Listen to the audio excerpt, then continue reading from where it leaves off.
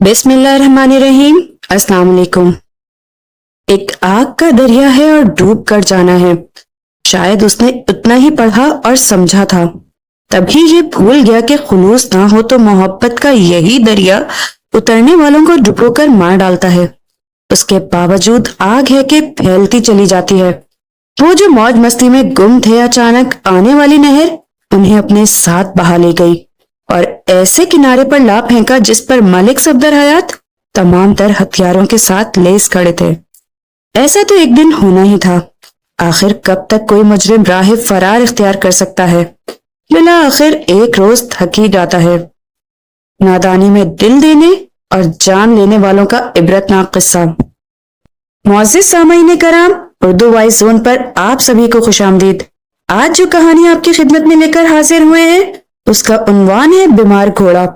ये कहानी मलिक सफदर हयात की डायरी से माखूज है। कहानी शुरू करने से पहले आपसे गुजारिश है कि हमारी वीडियो को लाइक और चैनल को सब्सक्राइब करके एज अ न्यू यूट्यूबर हमें सपोर्ट करें। शुक्रिया।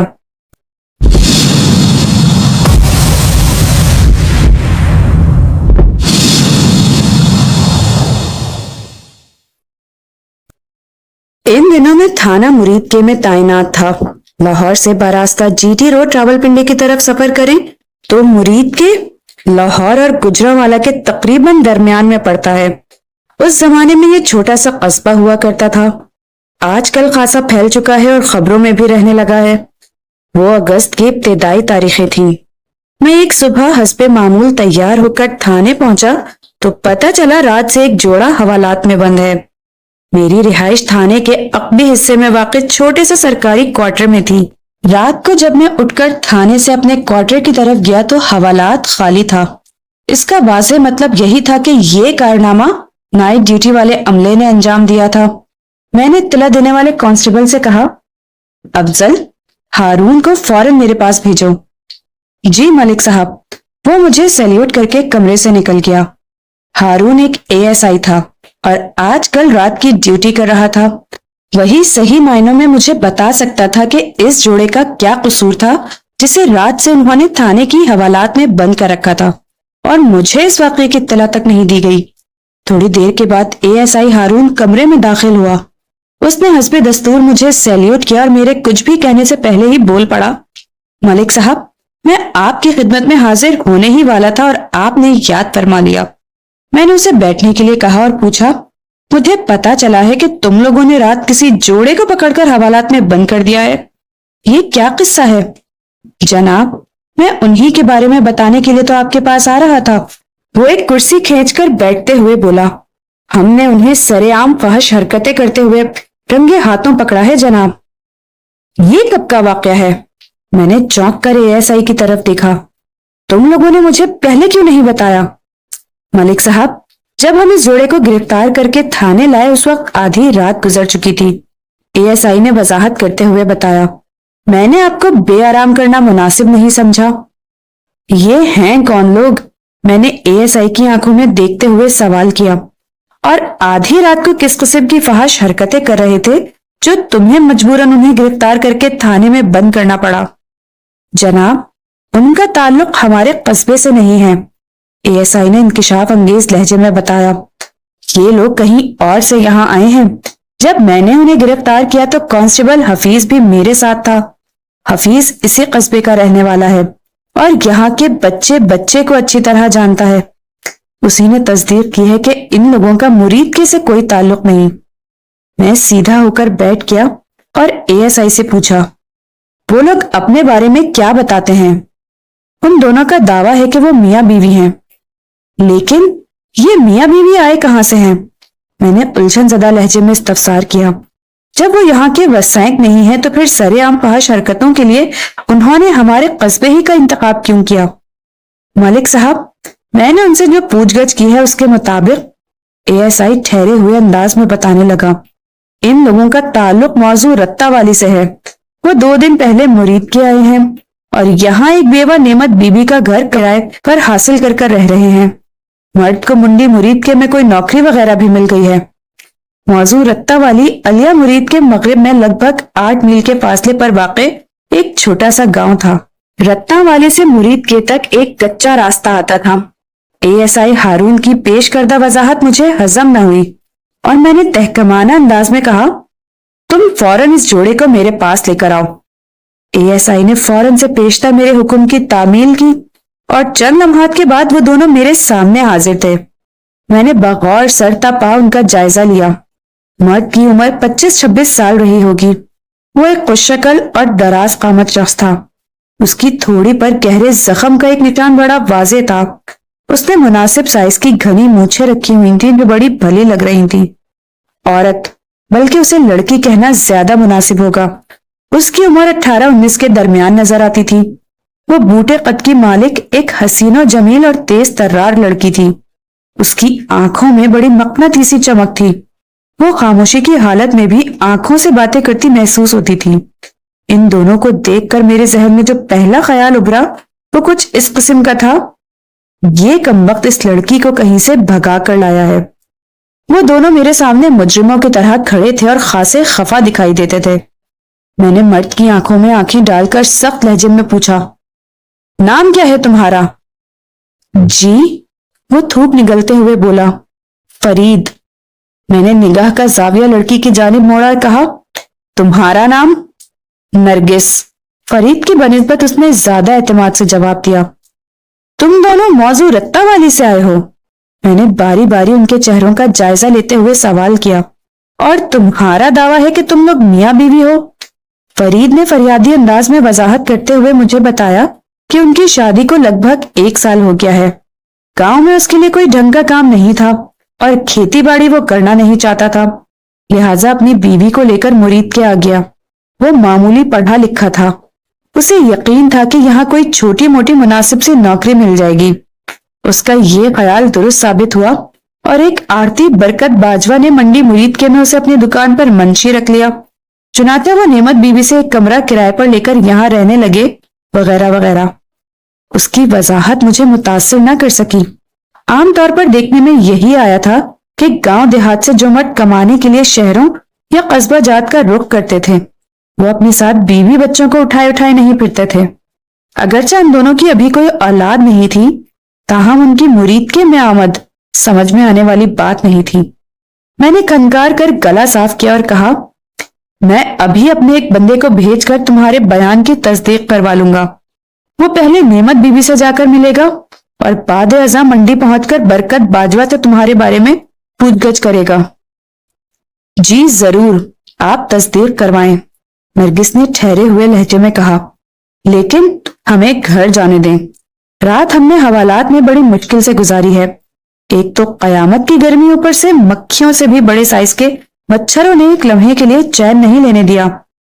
تم دونوں کو جانے کی اجازت تو مل جائے گی، میں نے یکے بعد دیگرے ان کا جائزہ لیتے ہوئے کہا، لیکن ابتدائی تصدیق کے بعد۔ آخر ہمارا قصور کیا ہے؟ فرید نے سٹ پٹائے ہوئے انداز میں کہا، ہم نے کون سا جرم کیا ہے؟ تم دونوں کو میرے بندوں نے جس نازیبا حالت میں گرفتار کیا ہے وہ تو میاں بیوی کو بھی یوں سرے عام زیب نہیں دیتی۔ میں نے فرید کو تیز نظر سے گورا، اور ابھی تک تو یہ فیصلہ بھی نہیں ہوا کہ تم دونوں میاں بیوی ہو یا؟ ASI ہارون نے مجھے بتایا تھا کہ بیوہ نعمت بیوی کے گھر کے باہر گلی میں ایک چھوٹا سا چبوترا بنا ہوا تھا، یہاں سے اس جوڑے کو گرفتار کیا گیا تھا۔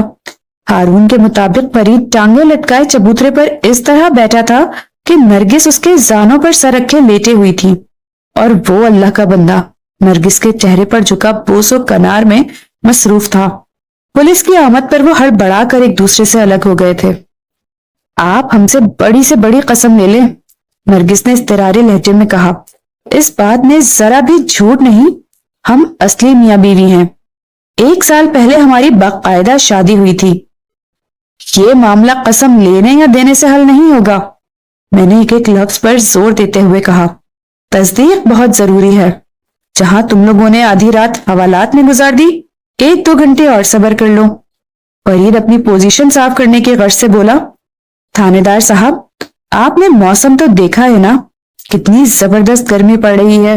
ادھر گاؤں میں تو ہم لوگ کھلے آسمان کے نیچے بھی آرام سے سو سکتے تھے، لیکن نعمت بیوی نے ہمیں جو اپنی بیٹھک کرائے پر دی ہے اس کی تو دیواروں میں سے آگ نکلتی ہے۔ پورا دن اس پر دھوپ پڑتی ہے اور رات کو یہ تندور بن جاتی ہے۔ ہم گھبرا کر باہر چبوترے پر آ بیٹھے تھے۔ بس اتنی سی بات ہے۔ یہ اتنی سی بات نہیں ہے، میں نے اسے دبکا مارا۔ گھر کے باہر چبوترے پر بیٹھنے سے تم لوگوں کو کس نے منع کیا ہے؟ تمہاری گرفتاری تو اس خطرناک حرکت کا نتیجہ ہے جو فحاشی کے زمرے میں آتی ہے۔ نرگس ہونٹ کاٹنے لگی جبکہ فرید پریشان نظروں سے مجھے تکنے لگا۔ میں نے اپنے عملے کے ایک آدمی کو ضروری ہدایات دے کر اس جوڑے کے بیانات کی تصدیق کے لیے روانہ کر دیا، پھر ان کی طرف متوجہ ہوتے ہوئے کہا، بیٹھ جاؤ۔ اپنی بات کے اختتام پر میں نے میز کے سامنے بچھی کرسیوں کی جانب اشارہ بھی کر دیا۔ تھوڑی سی ہچکچاہٹ کے بعد وہ ایک ایک کرسی کھینچ کر بیٹھ گئے۔ میں نے ASI ہارون کو نگاہ کے اشارے سے کہا وہ کمرے سے باہر چلا جائے۔ جب صرف میں اور زیر حراست جوڑا باقی رہ گیا تو میں نے فرید سے کہا، جب تک تم دونوں کے بیانات کی تصدیق نہیں ہو جاتی تم ادھر میرے سامنے ہی بیٹھو گے، لہذا زیادہ پریشان ہونے کی ضرورت نہیں۔ ان کی جان میں جان آئی۔ ظاہر ہے حوالات کی بنسبت میرا کمرہ بدرجہ بہتر جگہ تھی، تاہم تھانے کے مخصوص ماحول کی اپنی ایک دہشت اور وحشت ہوتی ہے جو ان کی آنکھوں اور چہروں سے جھلک رہی تھی۔ میں چند لمحات چکٹی باندھے انہیں دیکھتا رہا۔ ان کے میاں بیوی والے رشتے کے حوالے سے ابھی تک میرا ذہن مطمئن نہیں ہوا تھا۔ اپنی تسلی کی خاطر میں نے انہیں انٹرویو کے انداز میں گھسنے لگا، تم لوگوں کے سب عزیز رشتہ دار تو ادھر رتنا والی ہی میں ہوں گے؟ جی ہاں، نرگس نے متذبذب انداز میں جواب دیا۔ ایک بات میں نے خاص طور پر نوٹ کی تھی کہ نرگس جواب دینے میں پہل کی کوشش کر رہی تھی، جیسے اسے خدشہ ہو کہ کہیں فرید کوئی الٹی سیدھی بات نہ کہہ ڈالے۔ نرگس کا یہ احتیاط بھرا انداز میرے مبینہ شک کو مہمیز کرتا تھا کہ دال میں کچھ کالا ضرور ہے۔ تمہارے ماں باپ کا نام کیا ہے؟ میں نے نرگس سے ہی پوچھ لیا۔ میرے باپ کا نام یعقوب اور ماں کا عائشہ بی بی ہے، اس نے جواب دیا۔ اور تمہارے؟ میں نے سوالیہ نظروں سے فرید کی طرف دیکھا۔ نصیب بیگم اور کرم دین۔ میں نے باری باری ان دونوں کو دیکھا اور پوچھا، 1 سال پہلے تم دونوں کا نکاح کس نے پڑھایا تھا؟ فرید نے متذبذب انداز میں نرگس کی جانب دیکھا۔ وہ جلدی سے بولی، جی ان کا نام مولوی شرافت ہے۔ کیا تمہیں یہ نام نہیں پتا تھا؟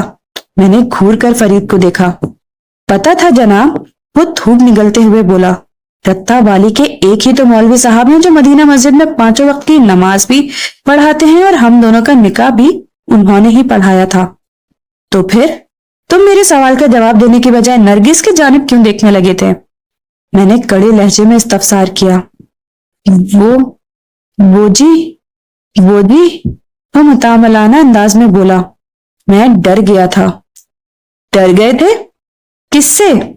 مجھے یوں لگا کہ آپ یہ معلومات حاصل کرنے کے بعد اپنے کسی بندے کو ہمارے گاؤں بھیجیں گے، اس نے سہمے ہوئے انداز میں بتایا۔ وہاں سے بھی آپ ہمارے بارے میں تصدیق کریں گے؟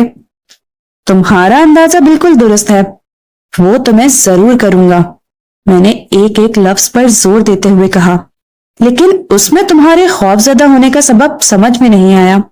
اگر تم دونوں میاں بیوی ہو تو پھر پریشانی والی کون سی بات ہے؟ جناب، وہ متذبذب انداز میں بولا، آپ کا جو بندہ گاؤں جا کر ہمارے بارے میں پوچھ پڑتال کرے گا وہ ان لوگوں کو یہ بھی تو بتائے گا کہ ہمیں کس جرم میں گرفتار کیا گیا ہے۔ اچھا، تو تمہاری پریشانی کا یہ سبب ہے؟ میں نے متاسفانہ انداز میں گردن ہلائی۔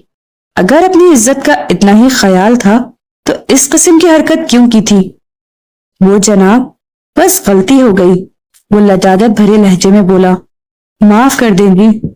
تمہیں اپنی غلطی کا احساس ہے اس لیے میں نے تمہیں معاف کر دیا، لیکن تمہارے بیانات کی تصدیق ضروری ہے، میں نے تسلی بھرے انداز میں کہا، اور اس حوالے سے بھی تمہیں بے فکر رہنا چاہیے کہ ادھر رتہ مالی میں تمہارے کرتوتوں کا بھانڈا نہیں پھوڑا جائے گا۔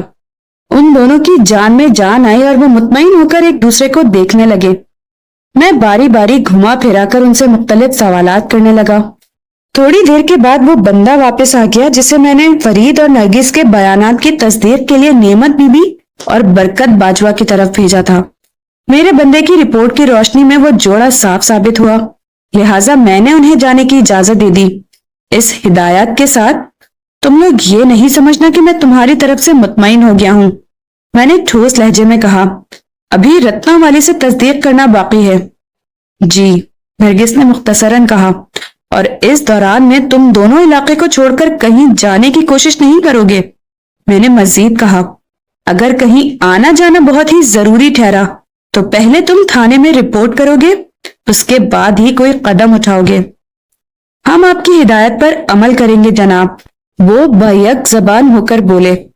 میں ایک سادہ لباس اہلکار کو تم دونوں کی خفیہ نگرانی پر بھی مامور کر رہا ہوں، میں نے سنسناتے ہوئے لہجے میں کہا، جو مجھے تم لوگوں کی سرگرمیوں کی خبر دے گا، اس لیے زیادہ ہوشیار اور چالاک بننے کی کوشش نہ کرنا، میں نے لمحاتی توقف کے بعد اضافہ کرتے ہوئے کہا۔ سمجھ رہے ہو نا میں کیا کہہ رہا ہوں؟ انہوں نے ایک مرتبہ پھر بیک زبان ہو کر کہا۔ جی، میں نے انہیں رخصت کر دیا۔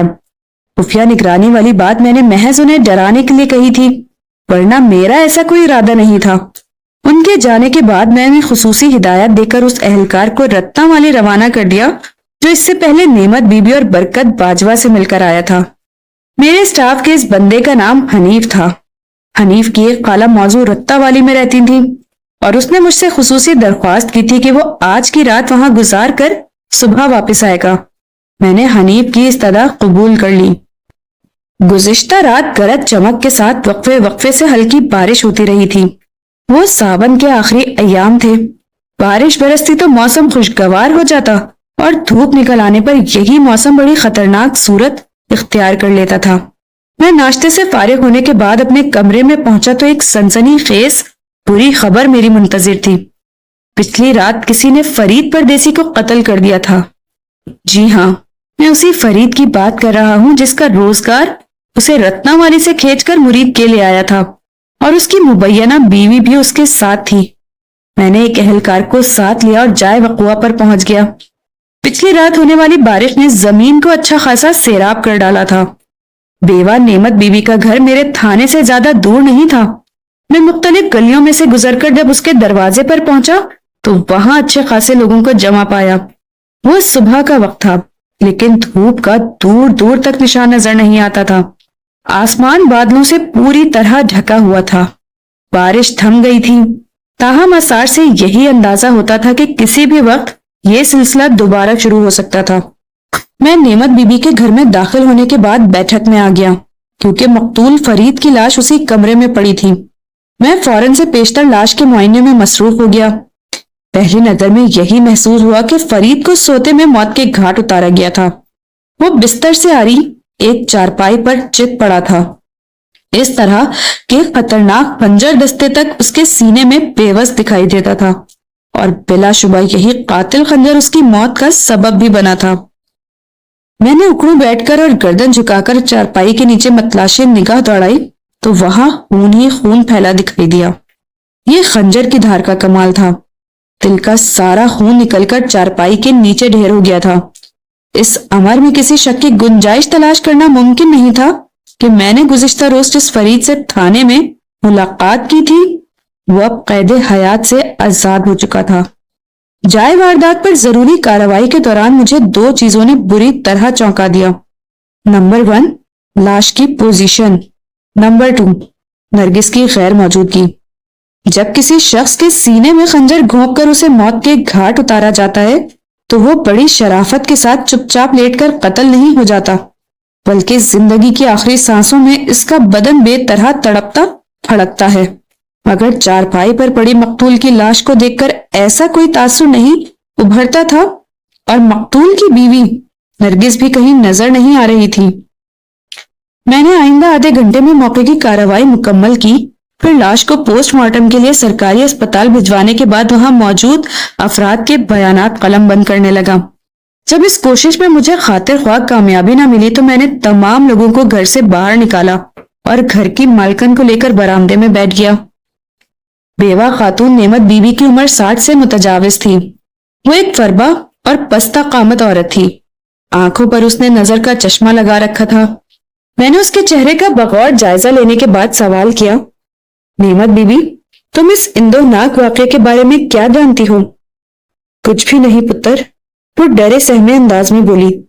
میری تو خود کچھ سمجھ نہیں آ رہا۔ رات کو یہ دونوں جی ٹھیک ٹھاک سوئے تھے۔ رات کو ٹھیک ٹھاک سوئے تھے؟ میں نے تشویش بھرے انداز میں اسی کے الفاظ دہرائے اور کہا، اب ان دونوں میں سے ایک کا قتل ہو چکا ہے اور دوسرا منظر سے غائب ہے۔ تم مجھے مقتول کی بیوی کے بارے میں کچھ بتا سکتی ہو کیا؟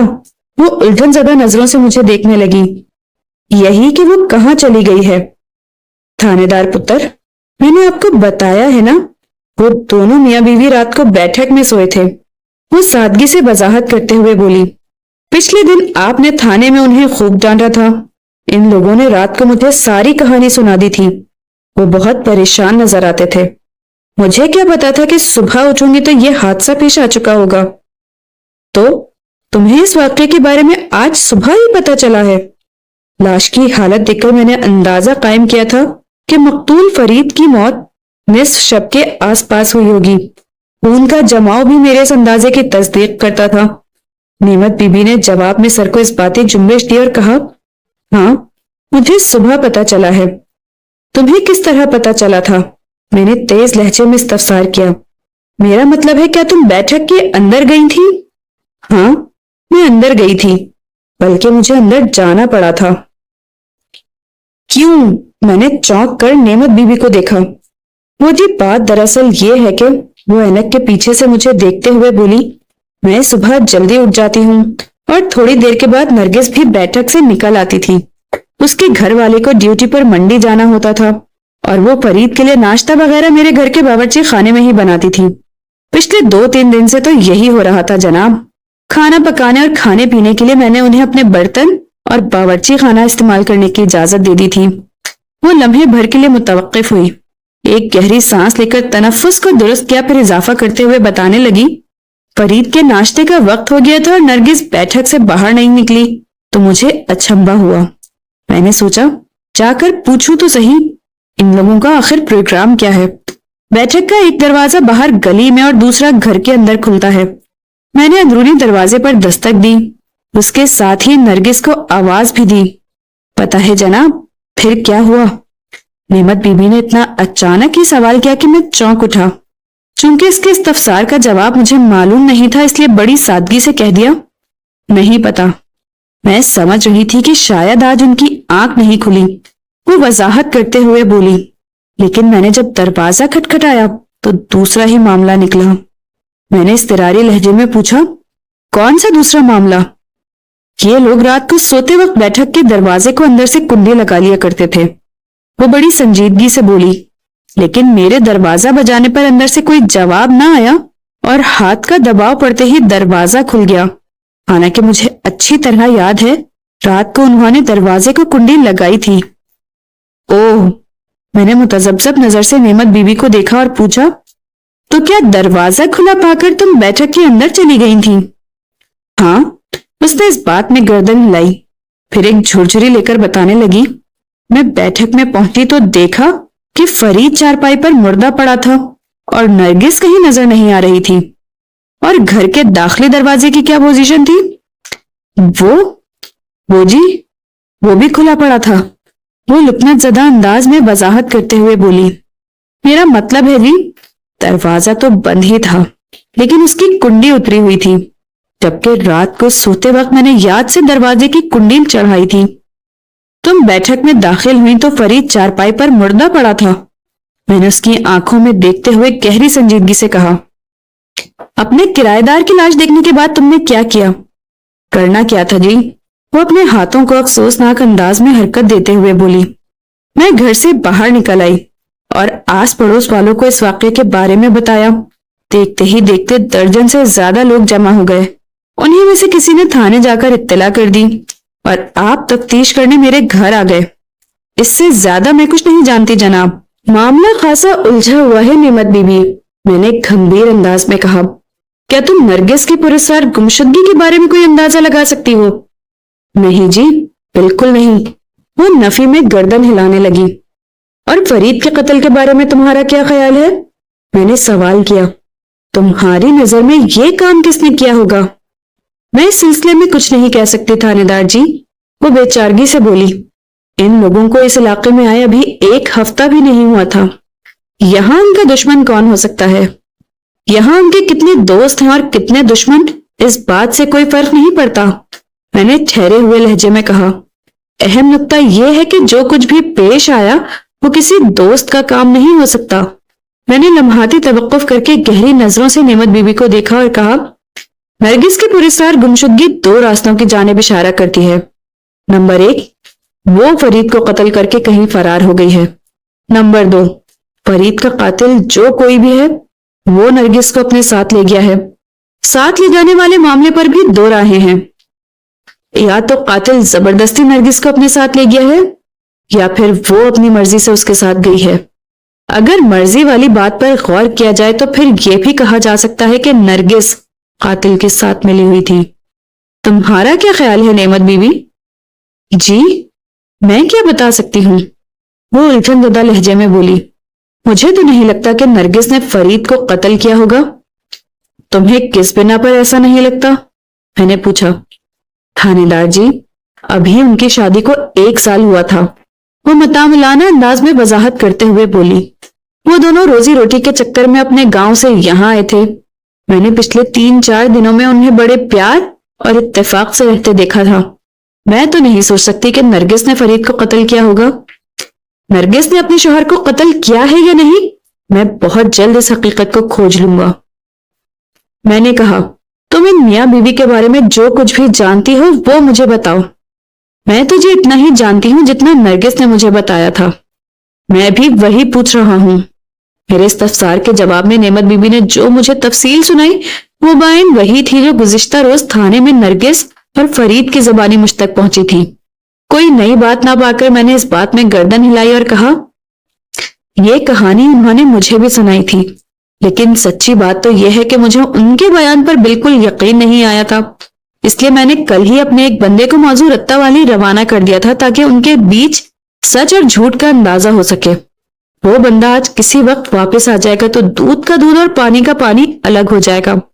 میں نے توقف کر کے سوچتی ہوئی نظروں سے نعمت بی بی کو دیکھا اور ایک فوری خیال کے تحت سوال کیا، جب تم دروازہ کھلا پا کر بیٹھک میں داخل ہوئی اور تم نے فرید کو مردہ حالت میں چارپائی پر پڑا پایا تو ذرا سوچ کر بتاؤ اس وقت بیٹھک کا بیرونی دروازہ کھلا ہوا تھا یا بند تھا؟ وہ دروازہ تو بند تھا جی، وہ چونکے ہوئے لہجے میں بولی۔ صرف بند تھا یا کنڈی بھی چڑھی ہوئی تھی؟ کنڈی بھی چڑھی ہوئی تھی، اس نے جواب دیا۔ کنڈی بھی چڑھی ہوئی تھی، میں نے خود کلامی کے انداز میں دہرایا۔ اس کا مطلب تو یہ ہے کہ نرگس بیٹھک کے اندرونی دروازے سے نکل کر صحن میں پہنچی ہوگی اور پھر گھر کا بیرونی داخلی دروازہ کھول کر باہر چلی گئی ہوگی۔ ہو سکتا ہے ایسا ہی ہوا ہو، وہ قیاس آرائی کے انداز میں بولی۔ میں نے پوچھا، ان 3-4 دنوں میں کوئی ان سے ملنے بھی آیا تھا، خاص طور پر پچھلی رات؟ نہیں جی، کوئی نہیں، اس نے بتایا۔ میں گہری سوچ میں ڈوب گیا، پھر پوچھا، نعمت بی بی، پچھلی رات تمہیں نیند ٹھیک طرح سے آئی تھی یا پھر؟ میں نے دانستہ جملہ ادھورا چھوڑا۔ وہ متذبذب لہجے میں بولی، جی میں تو ٹھیک ہی سوئی تھی اور ٹھیک وقت پر صبح میری آنکھ بھی کھلی تھی۔ لیکن آپ یہ سوال کیوں کر رہے ہیں؟ یہ سوال میں نے اس لیے کیا ہے کہ میں نے نعمت بی بی کی آنکھوں میں دیکھتے ہوئے کہا، فرید کو جس طرح سینے میں خنجر اتار کر موت کی نیند سلایا گیا ہے وہ نظر انداز کر دینے والی بات نہیں۔ یہ کام چپ چاپ خاموشی سے نہیں ہوا ہوگا۔ فرید نے زندگی ہارنے سے پہلے بھرپور مزاحمت کی ہوگی۔ کیا پچھلی رات تم نے کچھ ایسی آوازیں سنی تھی جن سے اندازہ ہو کہ بیٹھک میں کچھ گڑبڑ ہے؟ نہیں جناب، مجھے اس بارے میں کچھ نہیں پتا، وہ سادہ سے لہجے میں بولی۔ میں رات کو جب سوئی تو پھر صبح ہی میری آنکھ کھلی۔ بیٹھک میں رات کو کیا واقعہ پیش آیا اس بارے میں بالکل نہیں جانتی۔ ایک بات بتاؤ نعمت بی بی، میں نے سوال و جواب کے سلسلے کو سمیٹتے ہوئے پوچھا، تم نے اس جوڑے کو آنکھیں بند کر کے اپنی بیٹھک کرائے پر دے دی تھی یا ان کے بارے میں کچھ پوچھ پڑتال بھی کی تھی؟ پوچھ پڑتال کہاں سے کرتی جی، وہ بے بسی سے پلکیں جھپکاتے ہوئے بولی۔ ان لوگوں کو یہاں کوئی نہیں جانتا، میں کس کے پاس جا کر تصدیق کرتی یا کس کی ضمانت پر انہیں بیٹھک کرائے پر دیتی؟ وہ تھوڑی دیر کے لیے رکی، ایک گہری سانس خارج کی، پھر اپنی بات مکمل کرتے ہوئے بولی، ہم دونوں کو ایک دوسرے کی ضرورت تھی، اس لیے میں نے انہیں رہنے کے لیے بیٹھک کرائے پر دی تھی۔ ایک دوسرے کی ضرورت تھی؟ میں نے الجھن زدہ انداز میں کہا۔ میں کچھ سمجھا نہیں۔ سیدھی سی بات ہے جناب، وہ وضاحت کرتے ہوئے بولی۔ انہیں رہنے کے لیے ایک کمرہ چاہیے تھا اور مجھے پیسوں کی ضرورت تھی۔ میں نے انہیں گھر کی بیٹھک کرائے پر دے دی۔ تم نے ان کے ساتھ کتنا کرایہ طے کیا تھا؟ 10 روپے مہینہ، نعمت بی بی نے جواب دیا۔ نعمت بی بی کے جواب سے پریشان یا حیرت زدہ ہونے کی ضرورت نہیں۔ اس زمانے میں ایک عام آدمی کی ماہانہ تنخواہ 30 سے 50 روپے تک ہوا کرتی تھی۔ اس حساب سے کرایہ ماہانہ آمدنی کا لگ بھگ 30% تھا۔ لوگ خواہ مخواہ کہتے ہیں کہ زمانہ بدل گیا، کچھ بھی تو نہیں بدلا۔ آج بھی 15,000 کمانے والا 5,000 روپے کرائے کے گھر میں ہی رہتا ہے۔ نہ تو چیزوں میں کوئی بدلاؤ آیا ہے، نہ ہی انسان کی ضروریات زندگی میں کوئی تبدیلی آئی ہے۔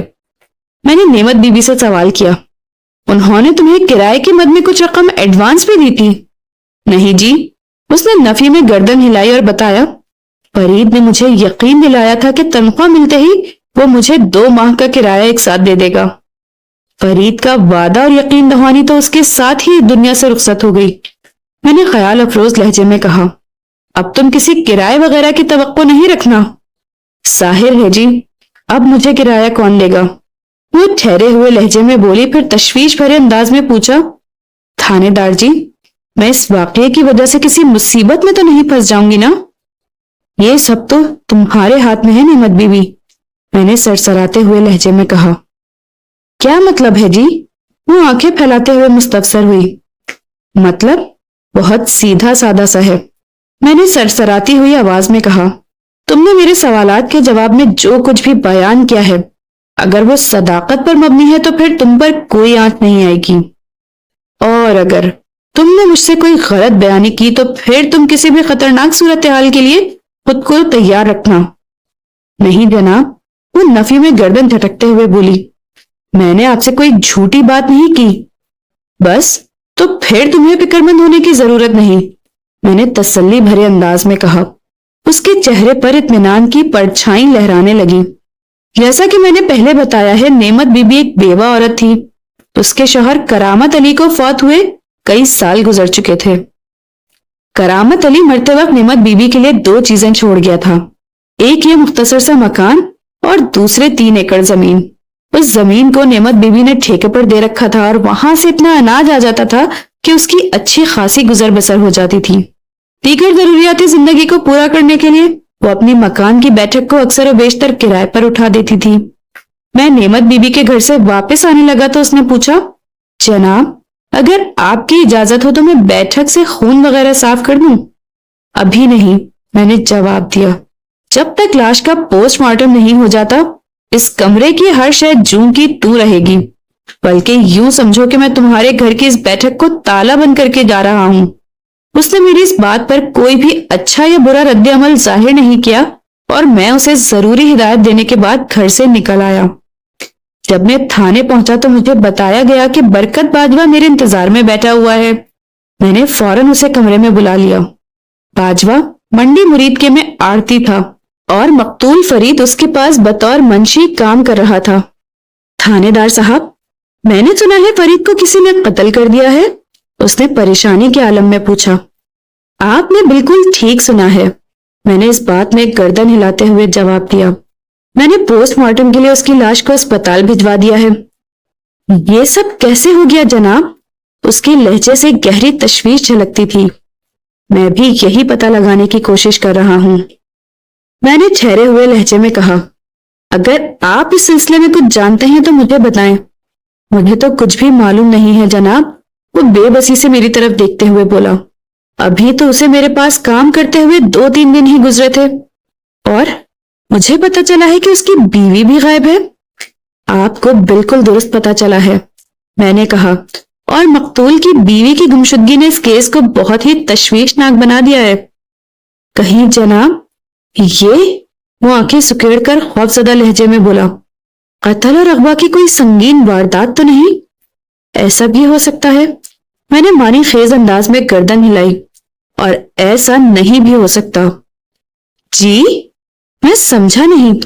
وہ الجھن زدہ نظروں سے مجھے دیکھتے ہوئے بولا، آپ کی اس دوہری بات کا کیا مطلب ہے جناب؟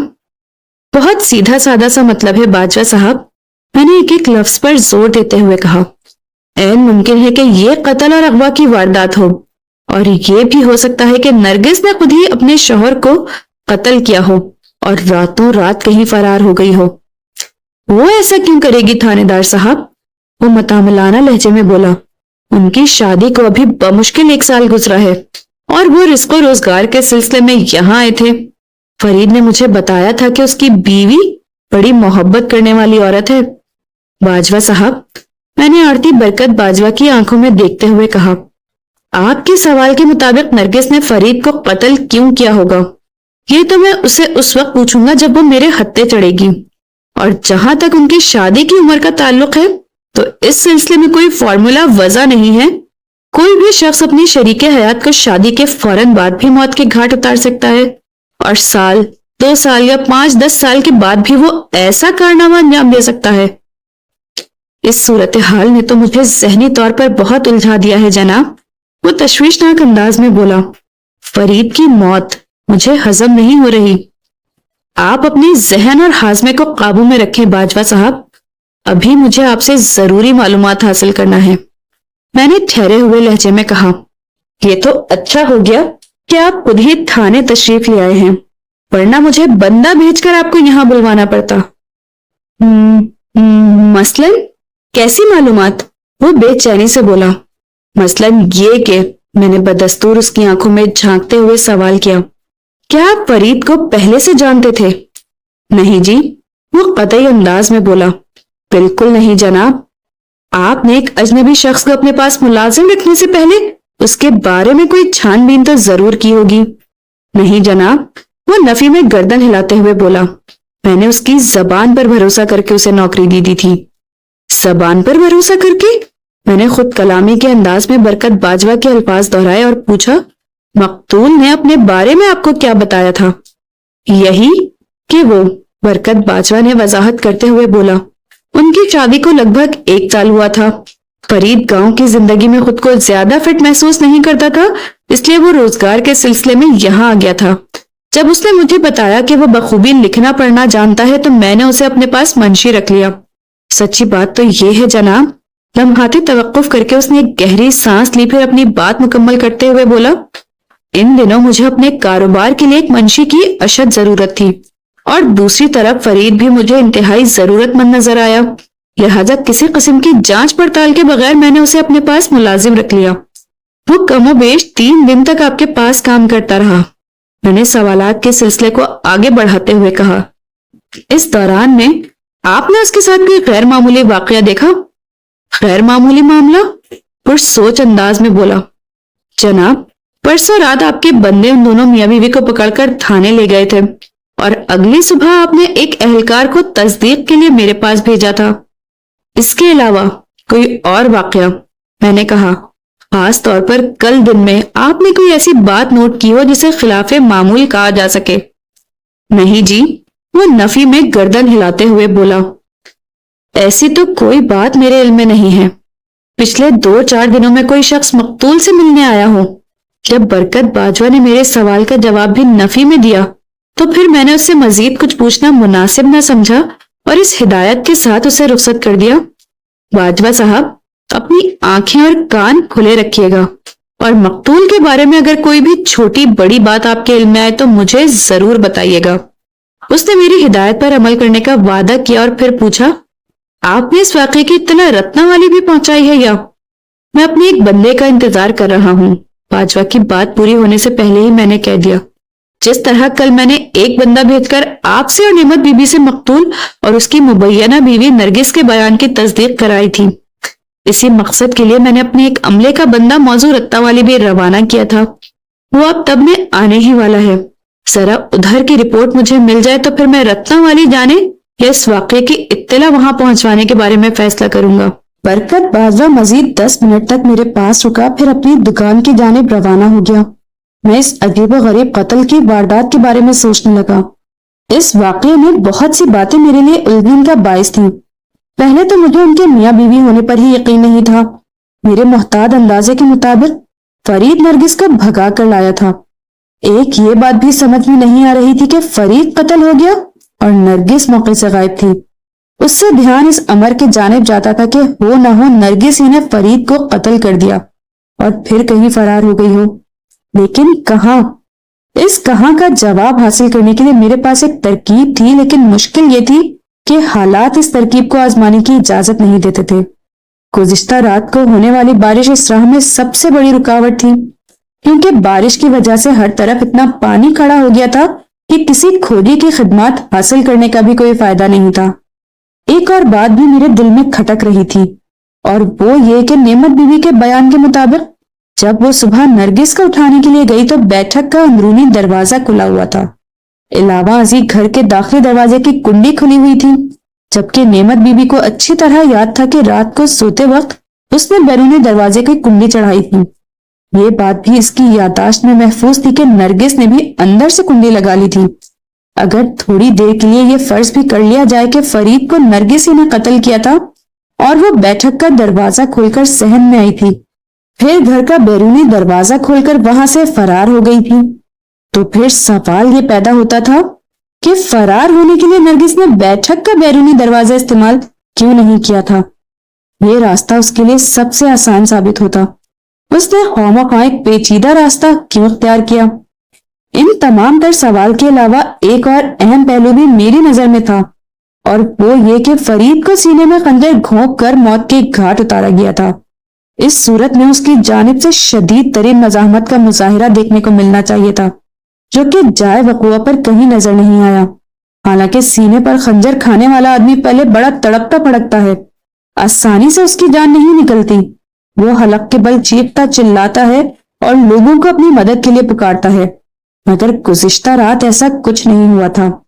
نعمت بی بی کی سماعت تک ایسی کوئی آواز نہیں پہنچی تھی جس سے اندازہ ہوتا کہ بیٹھک میں کوئی گڑبڑ ہے۔ اب اس پراسرار اور خاموش قتل کا ایک ہی سبب سمجھ میں آتا تھا کہ اس کے معدے میں کوئی زود دے اثر خواب آور شے اتار دی گئی ہو۔ اگر ایسا کچھ تھا تو پوسٹ مارٹم کی رپورٹ اس راز سے پردہ اٹھا سکتی تھی۔ میں نے گھوم پھر کر جائے وقوع کا تفصیلی جائزہ لیا تھا۔ بیٹھک نامی اس کمرے میں 2 دروازے اور ایک کھڑکی تھی۔ کھڑکی اندرونی دیوار میں تھی جو صحن کی جانب کھلتی تھی، اور وہ کھلی ہوئی تھی۔ شدید ترین گرمی کے موسم میں دونوں دروازے بند کر کے سونے کا راز یہی تھا کہ وہ لوگ کھڑکی کو کھلا چھوڑ دیتے تھے۔ پھر گزشتہ رات تو وقفے وقفے سے بارش کا سلسلہ بھی جاری رہا تھا، جس سے گرمی کی حدت اور شدت میں بڑی حد تک کمی واقع ہو گئی ہوگی۔ بہرحال یہ کیس اور اس کی تفتیش ایک خاص مقام پر آ کر رک گئی تھی۔ پوسٹ مارٹم کی ابتدائی رپورٹ تو 1-2 روز کے بعد ہی آنا تھی۔ مجھے اس وقت حنیف کی واپسی کا شدت سے انتظار تھا۔ حنیف کی خالہ رتنا والی میں رہتی تھی، اور میں نے اسے مقتول اور اس کی مبینہ بیوی نرگس کے بیانات کی تصدیق کے لیے کل رتنا والی روانہ کیا تھا۔ حنیف کی روانگی سے لے کر اب تک صورتحال میں خاصی تبدیلی آ چکی تھی۔ جس شخص کے بیان کی جانچ پڑتال کے لیے وہ رتنا والی گیا تھا، اب وہ ایک لاش کی صورت میں سرکاری اسپتال بھجوایا جا چکا تھا، اور اس اندوہناک واقعے کی اطلاع رتنا والی تک پہنچانا بھی ضروری تھا، لیکن میں حنیف کی آمد سے پہلے کوئی بھی عملی قدم نہیں اٹھانا چاہتا تھا، اور اس کا ایک تکنیکی سبب تھا۔ یہ بات نرگس اور مقتول فرید کی زبانی مجھے پتہ چلی تھی کہ ان کا تعلق موضوع رتنا والی سے تھا۔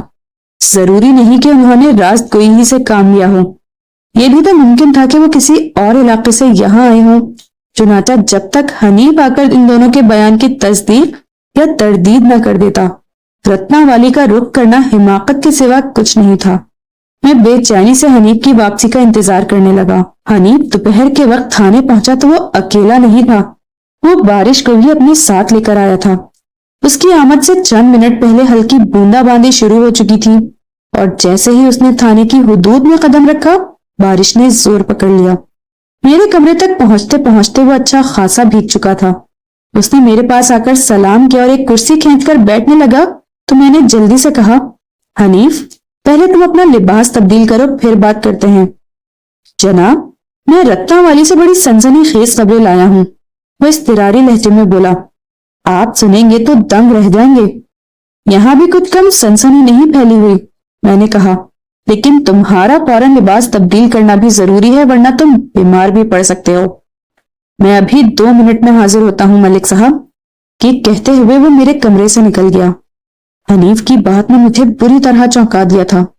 اگر وہ رتنا والی سے سنسنی خیز خبریں لایا تھا تو اس کا واضح مطلب یہی تھا کہ مقتول فرید اور اس کی مبینہ بیوی نے جو بیان دیا تھا اس میں بہت سی خرابیاں تھیں، ورنہ اگر سب کچھ ٹھیک تھا تو پھر سنسنی خیزی کیسی؟ 2 منٹ تو نہیں، البتہ لگ بھگ 8 منٹ کے بعد حنیف دوبارہ میرے سامنے موجود تھا۔ اس نے لباس تبدیل کر لیا تھا۔ جب وہ کرسی پر بیٹھ چکا تو میں نے کہا، ہاں بھائی، اب بتاؤ تم رتنا والی سے کون سی خبریں لائے ہو؟ جواب دینے کی بجائے الٹا اس نے مجھ سے سوال کر ڈالا، ملک صاحب، مجھے پتا چلا ہے کہ کسی نے فرید کو قتل کر دیا ہے اور اس کی بیوی بھی غائب ہے۔ لباس کی تبدیلی کے دوران میں عملے کے کسی آدمی نے حنیف کو نعمت بیوی کی بیٹھک میں پیش آنے والے واقعے سے آگاہ کر دیا تھا۔ میں نے کھنکار کر گلا صاف کیا اور کہا، تمہیں بالکل ٹھیک پتا چلا ہے، لیکن اس موضوع پر ہم بعد میں بات کریں گے، پہلے تم مجھے وہاں کی سناؤ، رتنا والی کی کیا رپورٹ ہے؟ جناب، وہاں کی رپورٹ تسلی بخش نہیں ہے، وہ بتانے لگا۔ ان دونوں بندوں نے ہمارے ساتھ بہت سے جھوٹ بولے ہیں۔ مثلاً؟ میں ہمتن گوش ہو گیا۔ ان لوگوں نے کس قسم کی دروغگوئی کی تھی؟ ان کا بیان صرف اس حد تک درست ہے کہ وہ موضوع رتنا والی کے رہنے والے تھے۔ حنیف مجھے تفصیل سے آگاہ کرنے لگا، یا پھر یہ کہ انہوں نے اپنے والدین کے نام درست بتائے تھے۔ باقی سب گھپلا ہی گھپلا ہے ملک صاحب۔ کہیں تم یہ تو نہیں کہنا چاہ رہے کہ وہ دونوں میاں بیوی نہیں تھے؟ میں نے سب سے پہلے اپنی ذہن میں موجود خدشے کی تصدیق ضروری جانی۔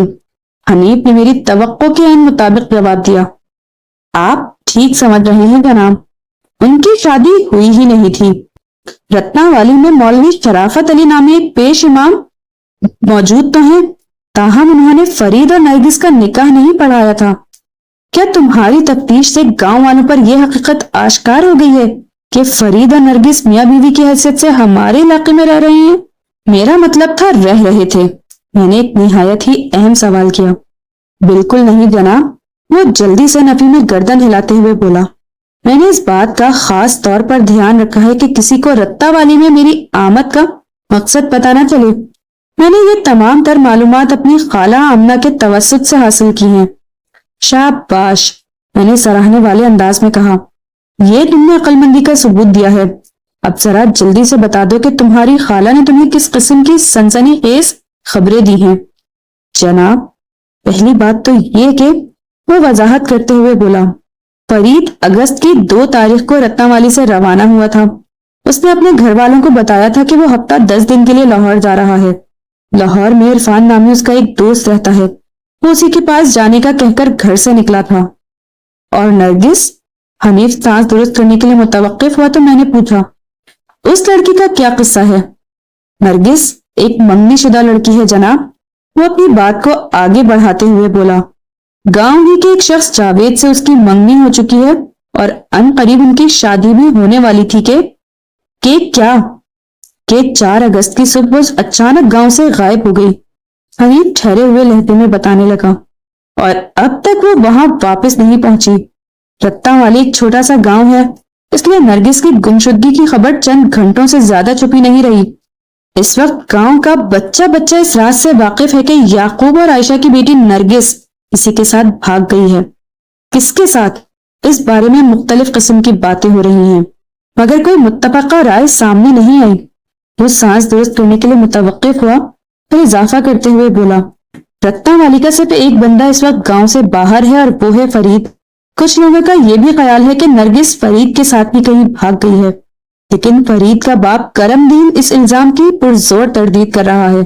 اس کا موقف یہ ہے کہ فرید تو نرگس کی گمشدگی سے 2 دن پہلے اپنے دوست سے ملنے لاہور چلا گیا تھا، وہ نرگس کو کس طرح بھگا کر لے جا سکتا ہے؟ یہ ہے ساری صورتحال جناب، خاصی دلچسپ اور سنسنی خیز صورتحال ہے۔ حنیف کے خاموش ہونے پر میں نے کہا، اس تمام تر خرابے میں ایک امر وضاحت طلب ہے کہ نرگس کے ماں باپ کو اس کی گمشدگی کی رپورٹ درج کرانے کا خیال کیوں نہیں آیا؟ رتنا والی ہمارے تھانے کی حدود میں آتا ہے، مگر یہ خبر ابھی تک ہمارے پاس نہیں پہنچی۔ 2-3 دن تو دونوں پارٹیوں نے بحث و مباحثے میں گزار دیے ہیں، حنیف نے بتایا۔ تازہ ترین یہ ہے کہ کل کسی وقت کرم دین لاہور جائے گا تاکہ یہ پتہ چلایا جا سکے کہ فرید اپنے دوست عرفان کے پاس ہی موجود ہے یا وہاں سے کہیں اور چلا گیا ہے۔ نرگس کے گھر والے بھی اسے مختلف رشتہ داروں کے ہاں ڈھونڈنے کی کوشش کر رہے ہیں۔ ان حالات میں جاوید کے کیا تاثرات ہیں؟ میں نے پوچھا۔ حنیف کی زبانی مجھے پتا چلا تھا کہ نرگس کی جاوید نامی ایک شخص سے منگنی ہو چکی تھی اور مستقبل قریب میں ان کی شادی ہونے والی تھی۔ اس واقعے کی روشنی میں نرگس کے منگیتر جاوید کا نقطہ نظر جاننا بھی بہت ضروری تھا۔ جناب، وہ تو ٹھنڈا ٹھار سکون سے بیٹھا ہوا ہے۔ کیا مطلب ہے تمہارا؟ میں نے چونکتے ہوئے لہجے میں پوچھا۔ اسے کوئی پرواہ ہی نہیں کہ نرگس کہاں گئی ہے۔ یہ کیا بات ہوئی؟ میں نے الجھن زدہ انداز میں پوچھا۔ نرگس کی جاوید کے ساتھ شادی ہونے والی تھی، پھر بھی وہ اس کی گمشدگی پر خاموش کیوں بیٹھا ہوا ہے؟ ملک صاحب، بات دراصل یہ ہے کہ جاوید نے اپنے باپ کے زور دینے پر نرگس سے شادی کی حامی بھری تھی، وہ وضاحت کرتے ہوئے بولا، ورنہ وہ اس رشتے کے لیے تیار نہیں تھا۔ دراصل جاوید کے باپ اور نرگس کے باپ میں بڑی گہری دوستی ہے۔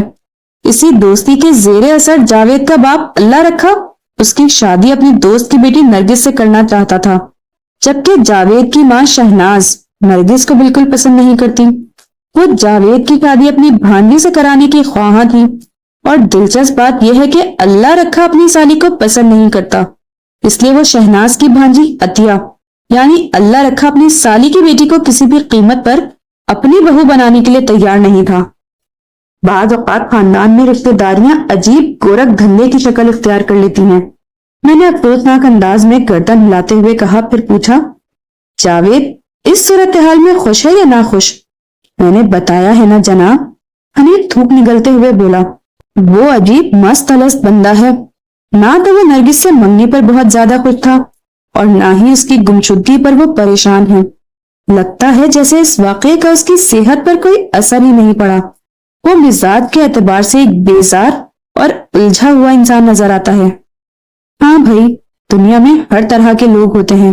میں نے ایک گہری سانس خارج کرتے ہوئے کہا، پھر پوچھا، تم نے کیا بتایا ہے کہ فرید کا باپ کرم دین کل لاہور جائے گا؟ وہ کہہ تو یہی رہا تھا جناب، لیکن مجھے نہیں لگتا کہ اس کا ارادہ بھی ہو، حنیف نے کہا۔ ہو سکتا ہے اس نے دوسری پارٹی کا منہ بند کرنے کے لیے ایسی بات کر دی ہو، اور اب تھوڑی دیر کو رک کر اس نے ان الفاظ میں اپنی بات مکمل کر دی، اب تو اس کے لاہور جانے کا سوال ہی پیدا نہیں ہوتا۔ جب اسے پتا چلے گا کہ فرید کو مرید کے میں قتل کر دیا گیا ہے تو وہ سیدھا اسی طرف دوڑے گا، اور کرم دین کو اس حادثے کی اطلاع بھی تم ہی دو گے۔ میں نے ایک لفظ پر زور دیتے ہوئے کہا، تم سمجھ رہے ہو نا میں کیا کہہ رہا ہوں؟ بڑی اچھی طرح سمجھ رہا ہوں ملک صاحب، وہ معنی خیز انداز میں گردن ہلاتے ہوئے بولا۔ ایک مرتبہ پھر مجھے رتنا والی کا رخ کرنا ہوگا۔ تم بالکل ٹھیک سمجھے ہو، میں نے ٹھہرے ہوئے لہجے میں کہا، لیکن بارش تھم جانے کے بعد تم اگر بار بار می میں بھیگتے رہے تو یقیناً بیمار پڑ جاؤ گے۔ موضوع رتنا والی مرید کے سے لگ بھگ 8 میل کے فاصلے پر مغرب میں واقع تھا۔ مرید کے سے کچا راستہ رتنا والی گاؤں تک جاتا تھا، جس پر سائیکل، تانگے اور بیل گاڑی وغیرہ محض سفر رہتی تھی۔ حنیف نے رتنا والی آمد و رفت کے لیے اپنی سائیکل استعمال کی تھی۔ میں آئندہ آدھے گھنٹے تک اسے حالات سے آگاہ کرتا رہا۔ میں نے اسے اچھی طرح سمجھا دیا کہ وہاں جا کر اسے کیا کہنا ہے۔ مجھے یقین تھا کہ اس واقعے کی اطلاع پاتے ہی دونوں پارٹیاں تھانے پہنچ جائیں گی، یعنی مقتول فرید کے گھر والے اور گمشدہ نرگس کے والدین۔ دونوں فریقین سے ملاقات کے بعد ہی اس معاملے کا کوئی حل سامنے آ سکتا تھا۔ جب سپہر تک بارش نے رکنے کا ارادہ ظاہر نہ کیا تو میں نے حنیف کو رتنا والی بھجوانے کے لیے ایک تانگے کا بندوبست کروا دیا۔ فرید کی اندوناک موت کی خبر اس کے گھر والوں تک پہنچانا بہت اہم تھا۔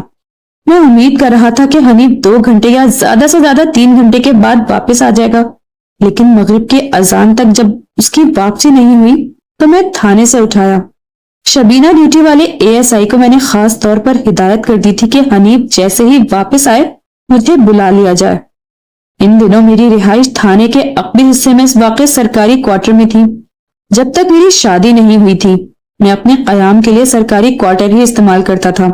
شادی کے بعد اور خصوصاً جب میں بچوں والا ہو گیا تو پھر میری کوشش یہی ہوا کرتی تھی کہ میں تھانے سے قریب ترین کسی محلے میں رہائش اختیار کروں۔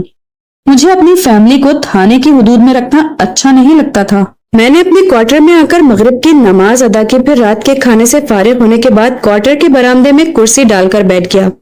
اس وقت تک بارش کا زور تو ٹوٹ چکا تھا، تاہم بوندا باندی اب بھی جاری تھی۔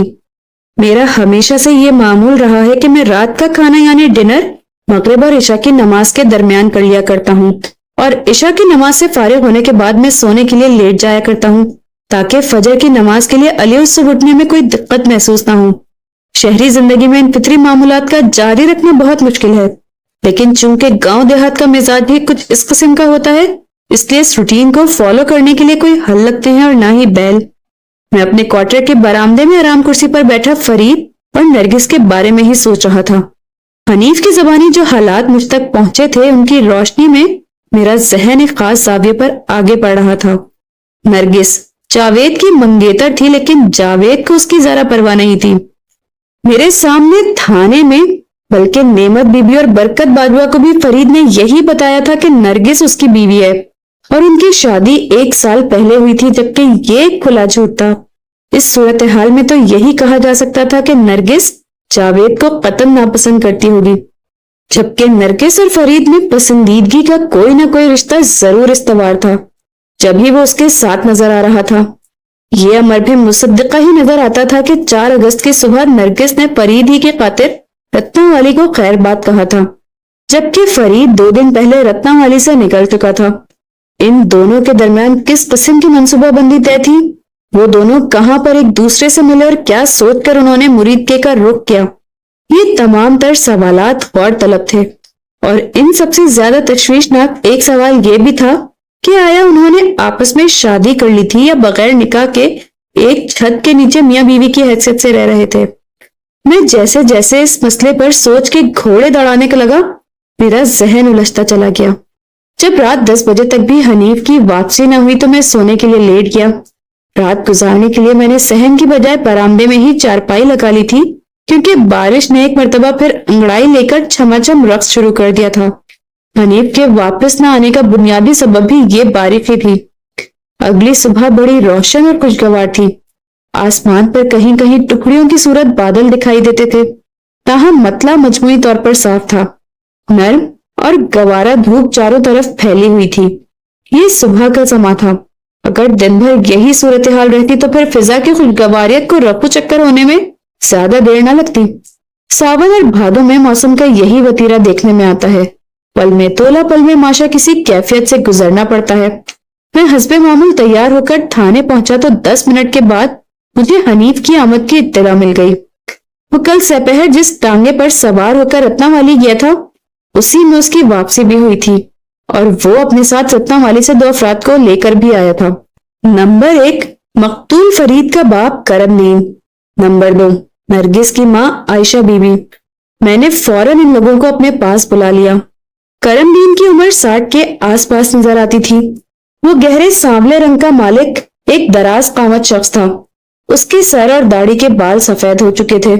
اس کے بدن کی مضبوطی اس بات کی گواہی دیتی تھی کہ اس کی جوانی اور ادھیڑ عمری محنت مشقت میں گزری تھی، تاہم ان لمحات میں وہ بری طرح ٹوٹا ہوا نظر آتا تھا۔ بیٹے کی موت کی اطلاع نے اس کو بری طرح متاثر کیا تھا۔ عائشہ بی بی 55 کے پیٹے میں دکھائی دیتی تھی۔ وہ پستہ قد اور فربہ اندام عورت تھی۔ وہ شکل ہی سے تیز ترار اور ہوشیار لگتی تھی۔ نرگس کے قد و خال میں بڑی حد تک عائشہ کا عکس جھلکتا تھا۔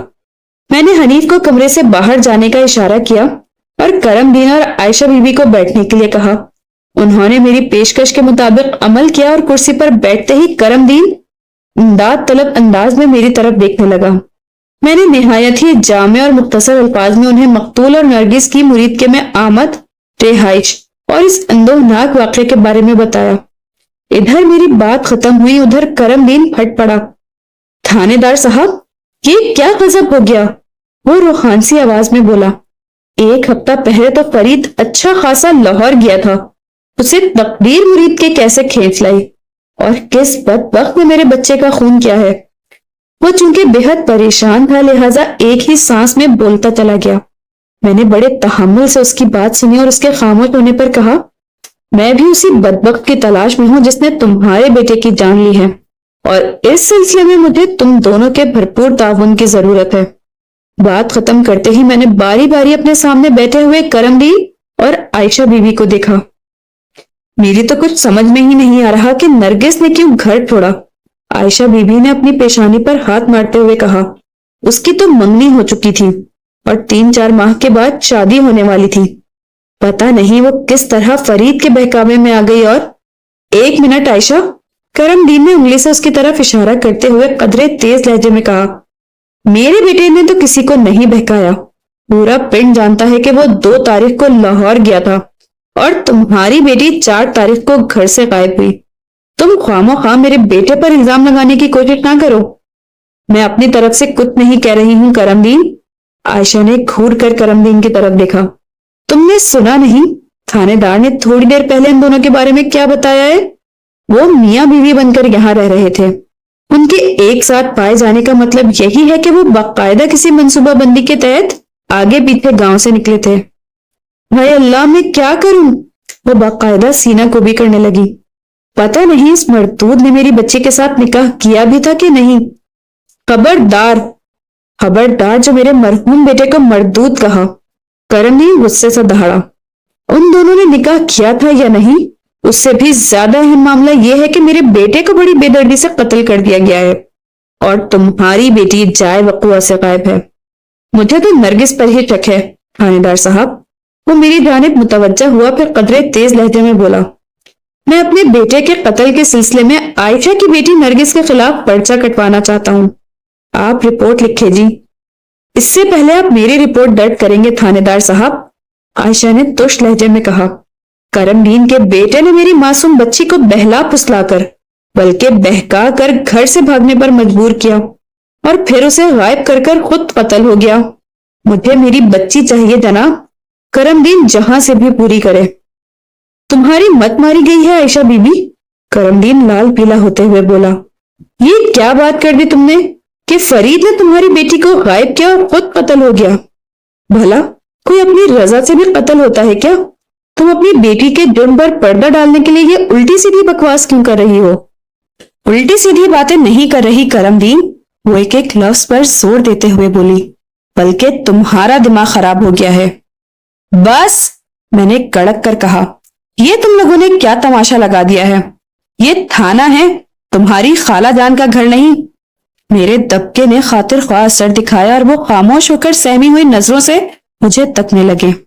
میں نے کرم دین کی طرف دیکھا اور چپتے ہوئے لہجے میں پوچھا. تم اس وقت کہاں بیٹھے ہوئے ہو؟ جناب، وہ الجھے ہوئے لہجے میں بولا. میں تھانے میں بیٹھا ہوں جی. اور یہاں کا تھانے دار کون ہے؟ آپ ہیں تھانے دار جی. بس تو پھر تھانے داری بھی مجھے ہی کرنے دو، میں نے برا سا منہ بناتے ہوئے کہا. تم لوگوں نے یہاں آتے ہی مچھلی بازار کھول دیا ہے، یہ کیا طریقہ ہے؟ معاف کر دیں جناب، میں جذبات میں آ گیا تھا. کرم دین نرم پڑتے ہوئے بولا. جوان بیٹے کی موت نے میرے دماغی توازن کو گڑبڑا کر رکھ دیا ہے. تمہارے بیٹے کی موت کا مجھے بھی گہرا صدمہ ہے اور میں پہلی فرصت میں اس کے قاتل تک رسائی حاصل کرنا چاہتا ہوں. میں نے ہمدردی بھرے انداز میں کہا. تم لوگوں کو بھی اسی سلسلے میں یہاں بلایا ہے کہ اس کیس کو حل کرنے میں تم میری مدد کرو. میں نے لمحاتی توقف کر کے باری باری ان کے چہروں کا جائزہ لیا، پھر اضافہ کرتے ہوئے کہا. مجھ سے تعاون کرنا تو رہا ایک طرف، تم تو الٹا آپس ہی میں جھگڑا کرنے لگے ہو. یہ تو میرا کام بگاڑنے والی بات ہے نا. میں تو آرام ہی سے بیٹھا ہوا تھا تھانے دار صاحب، کرم دین عاجزی سے بولا. پہل تو عائشہ نے کی ہے. پہل میں نے نہیں کی، تم نے کی ہے کرم دین، وہ الجھ کر بولی. میں نے کہا ہے بس. میں نے باری باری تیز نظروں سے انہیں گھورا. کس نے پہل کی اور کس نے نہیں، اس بحث میں مت پڑو. یہ پہل دودھ کھلنے کا وقت نہیں ہے. میں تم سے جتنی بات پوچھوں بس اس کا جواب دو. اور میں نے جملہ نامکمل چھوڑ کر ایک گہری سانس لی، پھر اپنی بات پوری کرتے ہوئے کہا. اور جب میں ایک سے بات کروں تو دوسرا بالکل چپ بیٹھے گا، بالکل خاموش. میری بات سمجھ میں آ رہی ہے نا؟ انہوں نے بڑی شرافت سے اس بات میں گردنیں ہلا دی. میں کرم دین کی طرف متوجہ ہو گیا اور ٹھہرے ہوئے لہجے میں پوچھا. کیا یہ سچ ہے کہ تمہارا بیٹا فرید 2 اگست کو یہ بتا کر گھر سے نکلا تھا کہ وہ ہفتہ 10 دن کے لیے اپنے کسی دوست کے پاس لاہور جا رہا ہے؟ جی ہاں، حقیقت یہی ہے. اس کے بعد سے تمہیں اپنے بیٹے کی کوئی خیر خبر نہیں تھی. میں نے اس کی آنکھوں میں جھانکتے ہوئے کہا. کل جب میرے بندے نے تمہیں رتنا والی جا کر فرید کی المناک موت کے بارے میں آگاہ کیا تو تم پر غم کا آسمان ٹوٹ پڑا. میں ٹھیک کہہ رہا ہوں نا؟ جی، آپ بالکل درست فرما رہے ہیں، وہ تائیدی انداز میں گردن ہلاتے ہوئے بولا. میں بتا نہیں سکتا کہ فرید کی موت کی خبر سن کر ہماری کیا حالت ہو گئی تھی، اس کی ماں کا تو رو رو کر برا حال ہے، ہماری تو دنیا ہی اجڑ گئی ہے تھانے دار صاحب۔ میں آپ لوگوں کے غم کا اندازہ لگا سکتا ہوں، میں نے ہمدردانہ انداز میں کہا۔ پھر پوچھا، فرید لاہور میں اپنے جس دوست کے پاس گیا تھا اس کا نام عارف ہی ہے نا؟ میں نے جان بوجھ کر مقتول کے لاہوری دوست کا نام غلط بتایا۔ کرم دین جلدی سے بولا، نہیں جناب، اس کا نام عرفان ہے۔ فرید کی عرفان سے کب اور کس طرح دوستی ہوئی تھی؟ میں نے بہت ہی دھیمے لہجے میں کرم دین کو کریدنا شروع کیا۔ ان کی دوستی تو بہت پرانی ہے جناب، بلکہ تھی، وہ افسردہ لہجے میں بولا۔ عرفان بھی رتنا والی کا ہی رہنے والا ہے، پچھلے 2 سال سے وہ روزگار کے سلسلے میں لاہور گیا ہوا ہے، اور مہینے 2 مہینے میں وہ ایک آدھ بار گاؤں کا چکر لگا لیتا ہے۔ عرفان لاہور میں کیا کام کرتا ہے؟ میں نے پوچھا۔ اور اس نے رہائش وغیرہ کہاں رکھی ہوئی ہے؟ وہ لاہور میں ڈبل روٹی بنانے والی کسی فیکٹری میں کام کرتا ہے جو فیروز پور روڈ پر واقع ہے، کرم دین نے میرے سوال کے جواب میں بتایا۔ اور ادھر قریب ہی کسی آبادی میں اس نے کرائے پر مکان لے رکھا ہے۔ کرم دین نے بعد میں مجھے بن اور ڈبل روٹی بنانے والے اس فیکٹری کا نام بھی بتایا، لیکن باوجہ میں نے وہ نام یہاں ظاہر نہیں کیا۔ میں نے کرم دین کی آنکھوں میں آنکھیں ڈال کر کہا، بس ایک آخری سوال، اور اس کا جواب بہت سوچ سمجھ کر دینا، تمہاری غلط بیانی بعد میں کوئی بہت بڑی مصیبت بھی کھڑی کر سکتی ہے۔ وہ چوکنا نظروں سے مجھے دیکھتے ہوئے بولا، جی پوچھیں، میں نے اب تک آپ سے کوئی جھوٹ بولا ہے اور نہ ہی آئندہ کوئی ایسی حرکت کروں گا۔ میں نے ایک ایک لفظ پر زور دیتے ہوئے پوچھا، کیا تمہارے بیٹے فرید اور عائشہ بی بی کی بیٹی نرگس میں کوئی عشق محبت کی کہانی چل رہی تھی؟ سوال ہی پیدا نہیں ہوتا تھانے دار صاحب، عائشہ چمک کر بولی۔ میں نے تم سے پوچھا ہے؟ میں نے گھور کر اسے دیکھا۔ جناب، چند ماہ کے بعد نرگس کی شادی ہونے والی تھی، وہ اکھڑے ہوئے لہجے میں بولی۔ وہ اس قسم کے کام میں کیسے ملوث ہو سکتی ہے؟ اور جہاں تک میں نے کہا تھا نا، جب تک میں خود نہ پوچھوں تم اپنی طرف سے کچھ نہیں بولو گی، میں نے غراہٹ آمیز انداز میں کہا۔ ٹھیک ہے جی، وہ برا سا منہ بناتے ہوئے بولی، اب میں کچھ نہیں بولوں گی۔ میں نے کرم دین کی طرف متوجہ ہوتے ہوئے کہا، ہاں بھائی، تم نے میرے سوال کا جواب نہیں دیا۔ وہ تھوک نگلتے ہوئے بولا، جی میرا خیال ہے فرید نرگس کو پسند کرتا تھا۔ کیا اس نے اپنی پسندیدگی کے بارے میں تمہیں خود بتایا تھا؟ مجھے تو نہیں بتایا تھا، لیکن اس سلسلے میں اس نے اپنی ماں سے ذکر کیا تھا، کرم دین نے جواب دیا۔ مجھے اپنی بیوی نصیب بیگم کی زبانی پتا چلا تھا۔ کیا نرگس بھی اسے پسند کرتی تھی؟ میں نے سوال کیا۔ اس بارے میں کچھ نہیں جانتا جناب۔ تم اپنے بیٹے کے کسی دشمن کو تو جانتے ہوں گے؟ دشمن؟ نہیں جناب، اس کا کوئی دشمن نہیں تھا، وہ جلدی سے بولا۔ وہ تو سب کو دوست بنا کر رکھتا تھا، بہت ہی ملنسار اور محبت کرنے والا تھا۔ کرم دین، میں نے اسے ٹھہرے ہوئے لہجے میں مخاطب کیا، انسان کے جہاں 10 دوست ہوتے ہیں، انہی خیر خواہوں میں کہیں ایک آدھ دشمن بھی چھپا ہوتا ہے۔ تم یہ کیسے کہہ سکتے ہو کہ مقتول کا کوئی دشمن نہیں تھا؟ جناب، میں جو جانتا تھا وہ آپ کو بتا دیا ہے، وہ بے بسی سے بولا۔ تمہارے خیال میں فرید کو کسی دوست نے موت کے گھاٹ اتارا ہوگا؟ میں نے کہا، یہ کام کوئی دوست نہیں بلکہ دشمن ہی کر سکتا ہے۔ لیکن جناب، وہ متذبذب انداز میں بولا، آپ نے بتایا ہے کہ وہ اور نرگس یہاں میاں بیوی کی حیثیت سے رہ رہے تھے، اور نرگس اب غائب ہے، تو کیا اس کا مطلب یہ ہے کہ… وہ جملے کو ادھورا چھوڑ کر سوالیہ نظروں سے عائشہ بی بی کی طرف دیکھنے لگا۔ دیکھ لیں تھانے دار صاحب، عائشہ خاموش نہ رہ سکی اور شکایت بھرے لہجے میں مجھ سے کہا، یہ کرم دین تو ہاتھ دھو کر میری بچی کے پیچھے پڑ گیا ہے، یہ نرگس کو فرید کا قاتل سمجھ رہا ہے۔ کرم دین نے ایسی کوئی بات نہیں کی، بلکہ مجھے بھی یہ شک ہے کہ فرید کی موت میں کسی نہ کسی زاویے سے نرگس ضرور ملوث ہے، یا کم از کم وہ قتل کی اس واردات کے بارے میں بہت کچھ جانتی ہے۔ میں نے لمحاتی توقف کر کے ایک گہری سانس لی، پھر اپنی بات مکمل کرتے ہوئے کہا، مجھے اس بات کا یقین ہو گیا ہے کہ تم دونوں کا ایک جگہ موجود رہنا ٹھیک نہیں، اس لیے کرم دین، میں نے کرم دین کی طرف دیکھتے ہوئے کہا، تم باہر برآمدے میں جا کر بیٹھو، اگر تمہاری ضرورت محسوس ہوئی تو میں تمہیں اندر بلا لوں گا۔ اس نے فوراً میرے حکم کی تعمیل کی اور کمرے سے باہر چلا گیا۔ میں عائشہ بی بی کی طرف متوجہ ہو گیا اور گہری سنجیدگی سے کہا، دیکھو عائشہ، اس حقیقت کو تو دنیا کی کوئی طاقت جھٹلا نہیں سکتی کہ پچھلے 3-4 دن تمہاری بیٹی نرگس یہاں مقتول فرید کے ساتھ اس کی بیوی کی حیثیت سے رہ رہی تھی۔ اس کا واضح مطلب یہی ہے کہ فرید اسے زبردستی اغوا کر کے اپنے ساتھ نہیں لایا تھا، بلکہ اس کام میں نرگس کی مرضی پوری طرح شامل رہی ہوگی، اور اس مرضی کا میں بھی چشمدید گواہ ہوں۔ جی کیا؟ میری بات مکمل ہونے سے پہلے ہی وہ بول اٹھی، آپ نے ایسا کیا دیکھا تھا تھانے دار صاحب؟ 2 روز پہلے ایک رات جب انہیں کھلے عام نازیبا حرکات کے الزام میں گرفتار کر کے تھانے لایا گیا تھا تو میں نے ان کا تفصیلی انٹرویو کیا تھا، میں نے بدستور سنجیدہ لہجے میں کہا۔ جب ہی مجھے پتا چلا تھا کہ وہ دونوں اپنی مرضی اور خواہش سے ایک دوسرے کے ساتھ ہیں، وہ میاں بیوی تھے یا نہیں یہ ایک الگ بحث ہے، لہٰذا یہ خیال تو ذہن سے نکال دو کہ نرگس کو اس کی مرضی کے خلاف اغوا کیا گیا تھا۔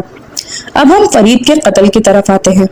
یہاں تک پہنچنے کے بعد میں نے ایک چھوٹا سا وقفہ لیا، پھر اپنی بات کو جاری رکھتے ہوئے کہا، وقوع کی رات حسب معمول مقتول اور تمہاری بیٹی نرگس اپنے کمرے میں سونے کے لیے گئے تھے، لیکن اگلی صبح اسی کمرے میں مقتول فرید کی لاش پائی گئی اور تمہاری بیٹی جائے وقوع سے غائب تھی۔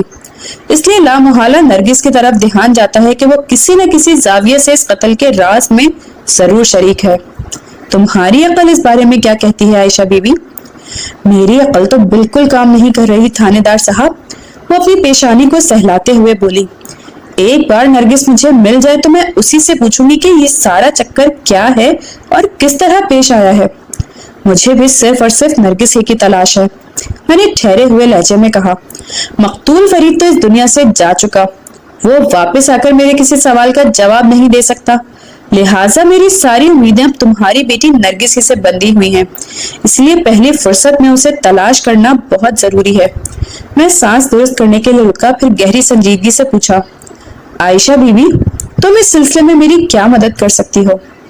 میں خود بھی یہی چاہتی ہوں کہ نرگس جلد از جلد مل جائے، وہ روحانسی آواز میں بولی، لیکن خدا گواہ ہے کہ میں اس بارے میں کچھ نہیں جانتی۔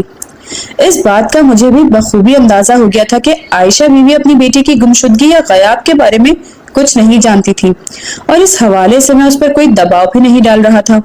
میں تو کسی ایسے سرے کی تلاش میں تھا جسے تھام کر میں قاتل تک رسائی حاصل کر سکوں، اور یہ سرا نرگس تک پہنچنے کے بعد ہی میرے ہاتھ آ سکتا تھا۔ میں دوبارہ عائشہ بیوی کی طرف متوجہ ہوا اور ٹھہرے ہوئے لہجے میں پوچھا، نرگس کا باپ تھانے کیوں نہیں آیا؟ اس نے تمہیں کیوں بھیج دیا ہے؟ جب سے نرگس گم ہوئی ہے یعقوب گہرے صدمے میں ہے، وہ ایک افسردہ سی سانس خارج کرتے ہوئے بولی۔ ہر وقت یہی دہراتا رہتا ہے کہ نرگس نے گھر سے باہر قدم نکال کر اس کی ناک کٹوا دی ہے۔ اس نے اپنے دوست کو جو زبان دے رکھی ہے اس کا کیا ہوگا؟ وہ تو کسی کو منہ دکھانے کے قابل نہیں رہا۔ کون دوست؟ تم کہیں اللہ رکھا کی بات تو نہیں کر رہی ہو؟ میں نے کریدنے والے انداز میں پوچھا۔ جی ہاں، وہ اس بات میں گردن ہلاتے ہوئے بولی، نرگس کی منگنی اللہ رکھا کے بیٹے جاوید سے ہوئی ہے، اور یہ معاملہ یعقوب کے زور دینے پر ہی ہوا ہے، ورنہ میں تو اس رشتے کے لیے بالکل تیار نہیں تھی، مگر یعقوب نے میری نہ سنی اور نہ ہی نرگس کے مستقبل کا کوئی خیال کیا۔ یاری نبھانے کے لیے جاوید سے نرگس کا رشتہ طے کر دیا۔ تم اس رشتے کی مخالفت میں کیوں تھی؟ بس جی، مجھے جاوید بالکل اچھا نہیں لگتا، وہ برا سا منہ بناتے ہوئے بولی، عجیب سست اور بونگا سا لڑکا ہے۔ تو کیا تم کسی خاص بندے کے ساتھ نرگس کی شادی کرنا چاہتی تھی؟ نہیں جی، میرے ذہن میں کوئی خاص بندہ نہیں تھا، وہ عام سے لہجے میں بولی، کسی بھی معقول آدمی سے اس کی شادی ہو جاتی مگر جاوید سے نہیں۔ پتہ نہیں کیا بات ہے، جاوید کو دیکھتے ہی مجھے عجیب سا محسوس ہونے لگتا ہے۔ میں نے سنا ہے جاوید کی ماں شہناز بھی اس رشتے کے لیے تیار نہیں تھی۔ میں نے حنیف کی فراہم کردہ معلومات کی روشنی میں عائشہ کو ٹٹولا۔ اللہ رکھا نے زور زبردستی کر کے ہی یہ ناتا رشتہ جوڑا تھا۔ شہناز کے انکار کی وجہ نرگس کو ناپسند کرنا نہیں تھی، وہ ٹھوس انداز میں بولی، بلکہ اس کی نگاہ کسی اور پر لگی ہوئی تھی۔ میں نے بالکل انجان بنتے ہوئے کہا، اور کس پر؟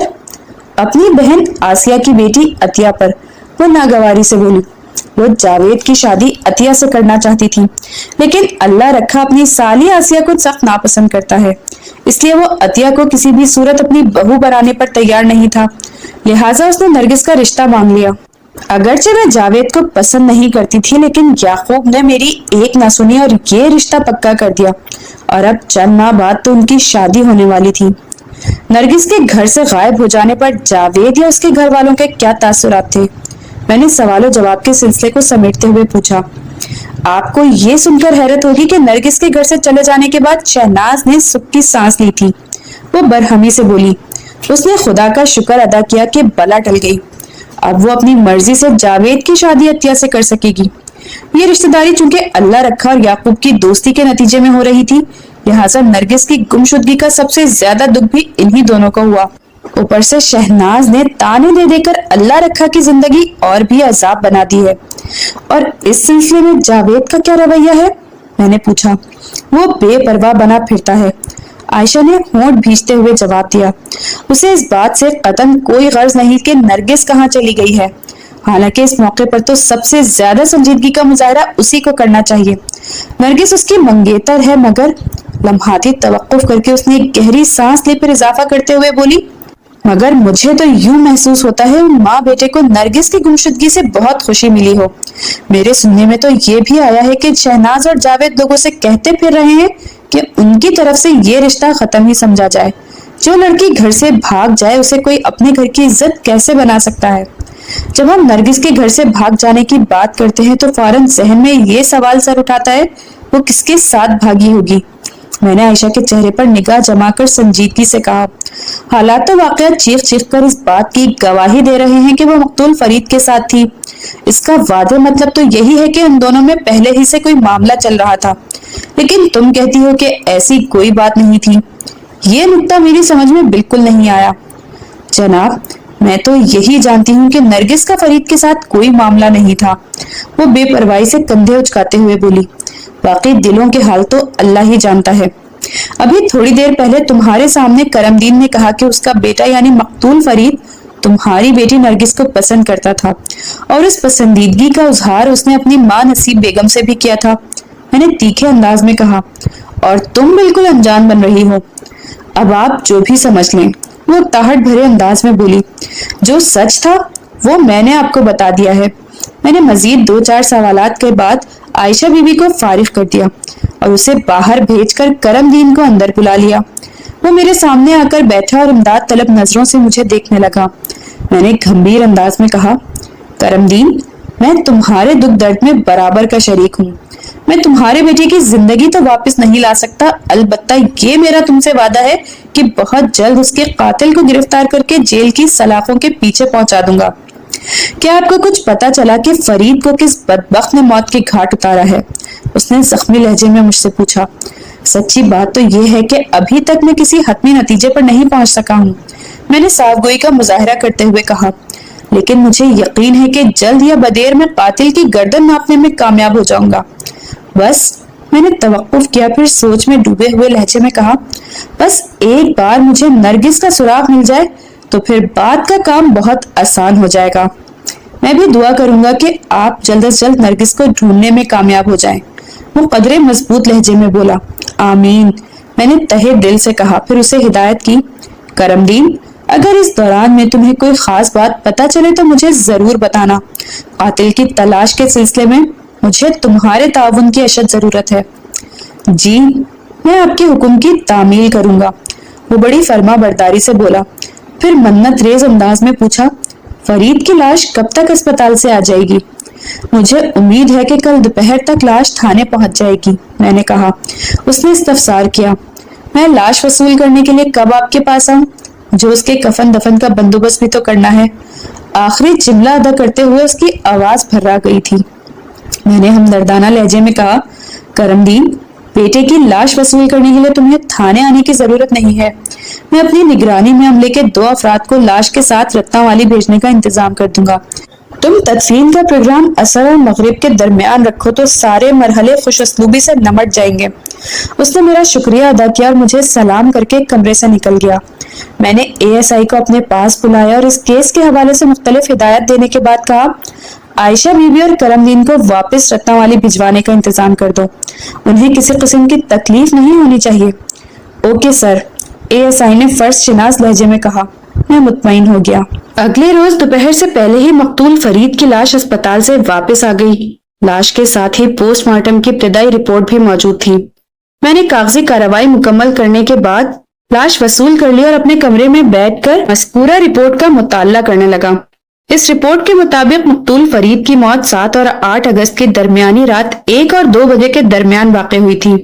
رپورٹ میں اس امر کی جانب اشارہ کیا گیا تھا کہ موت کے وقت مقتول گہری بے ہوشی کی حالت میں تھا۔ اس میں کسی قسم کی مزاحمت کرنے کی سکت باقی نہیں تھی۔ تاہم موت کا واضح سبب وہی خطرناک قاتل خنجر تھا جو اس کے سینے میں پیوست ملا تھا۔ پوسٹ مارٹم کی رپورٹ کے ساتھ ہی کیمیکل ایگزامنر کی تفصیلی رپورٹ بھی منسلک تھی، جس میں بعض سنسنی خیز انکشافات کیے گئے تھے۔ مقتول کے معدے سے حاصل کیے گئے ایک نمونے میں بے ہوشی کی دوا کے آثار ملے تھے، یعنی وقوع کی رات اسے کھانے میں بے ہوشی کی دوا دی گئی تھی، جس کے زیر اثر وہ بے خبر اور گہری نیند میں چلا گیا تھا۔ لہٰذا جب قاتل نے بے رحمی سے اس کے سینے میں خنجر اتارا تو وہ اپنے بچاؤ کے لیے ہاتھ پاؤں کو حرکت میں نہ لا سکا اور بغیر تڑپے پھڑکے اس نے موت کو گلے لگا لیا۔ پوسٹ مارٹم رپورٹ اور اس کے ساتھ منسلک کیمیکل ایگزامنر کے تجزیے نے میری بہت سے خدشات کی تسکین کر دی۔ اب میں پورے یقین کے ساتھ یہ جان چکا تھا کہ فرید نے قتل ہوتے وقت کسی قسم کی کوئی مزاحمت پیش کیوں نہیں کی تھی۔ نعمت بی بی کے تفصیلی بیان کی روشنی میں یہ بات سامنے آئی تھی کہ وقوع کی رات نرگس اپنا اور مقتول کا کھانا بیٹھک میں لے کر گئی تھی۔ دونوں میاں بیوی نے رات کا کھانا ایک ساتھ بیٹھک میں کھایا، پھر اندر سے کنڈے لگا کر سو گئے۔ ان حالات میں ذہن اسی نتیجے پر پہنچتا تھا کہ نرگس نے رات کے کھانے میں کوئی زود اثر نشہ آور دوا ملا کر مقتول کو کھلا دی تھی۔ آدھی رات کے بعد جب اس نے دیکھا کہ مقتول بے خبری کی نیند میں پہنچ چکا ہے تو اس نے نہایت ہی سنگ دلی سے ایک خوفناک خنجر مقتول کے سینے میں اتارا اور وہاں سے غائب ہو گئی۔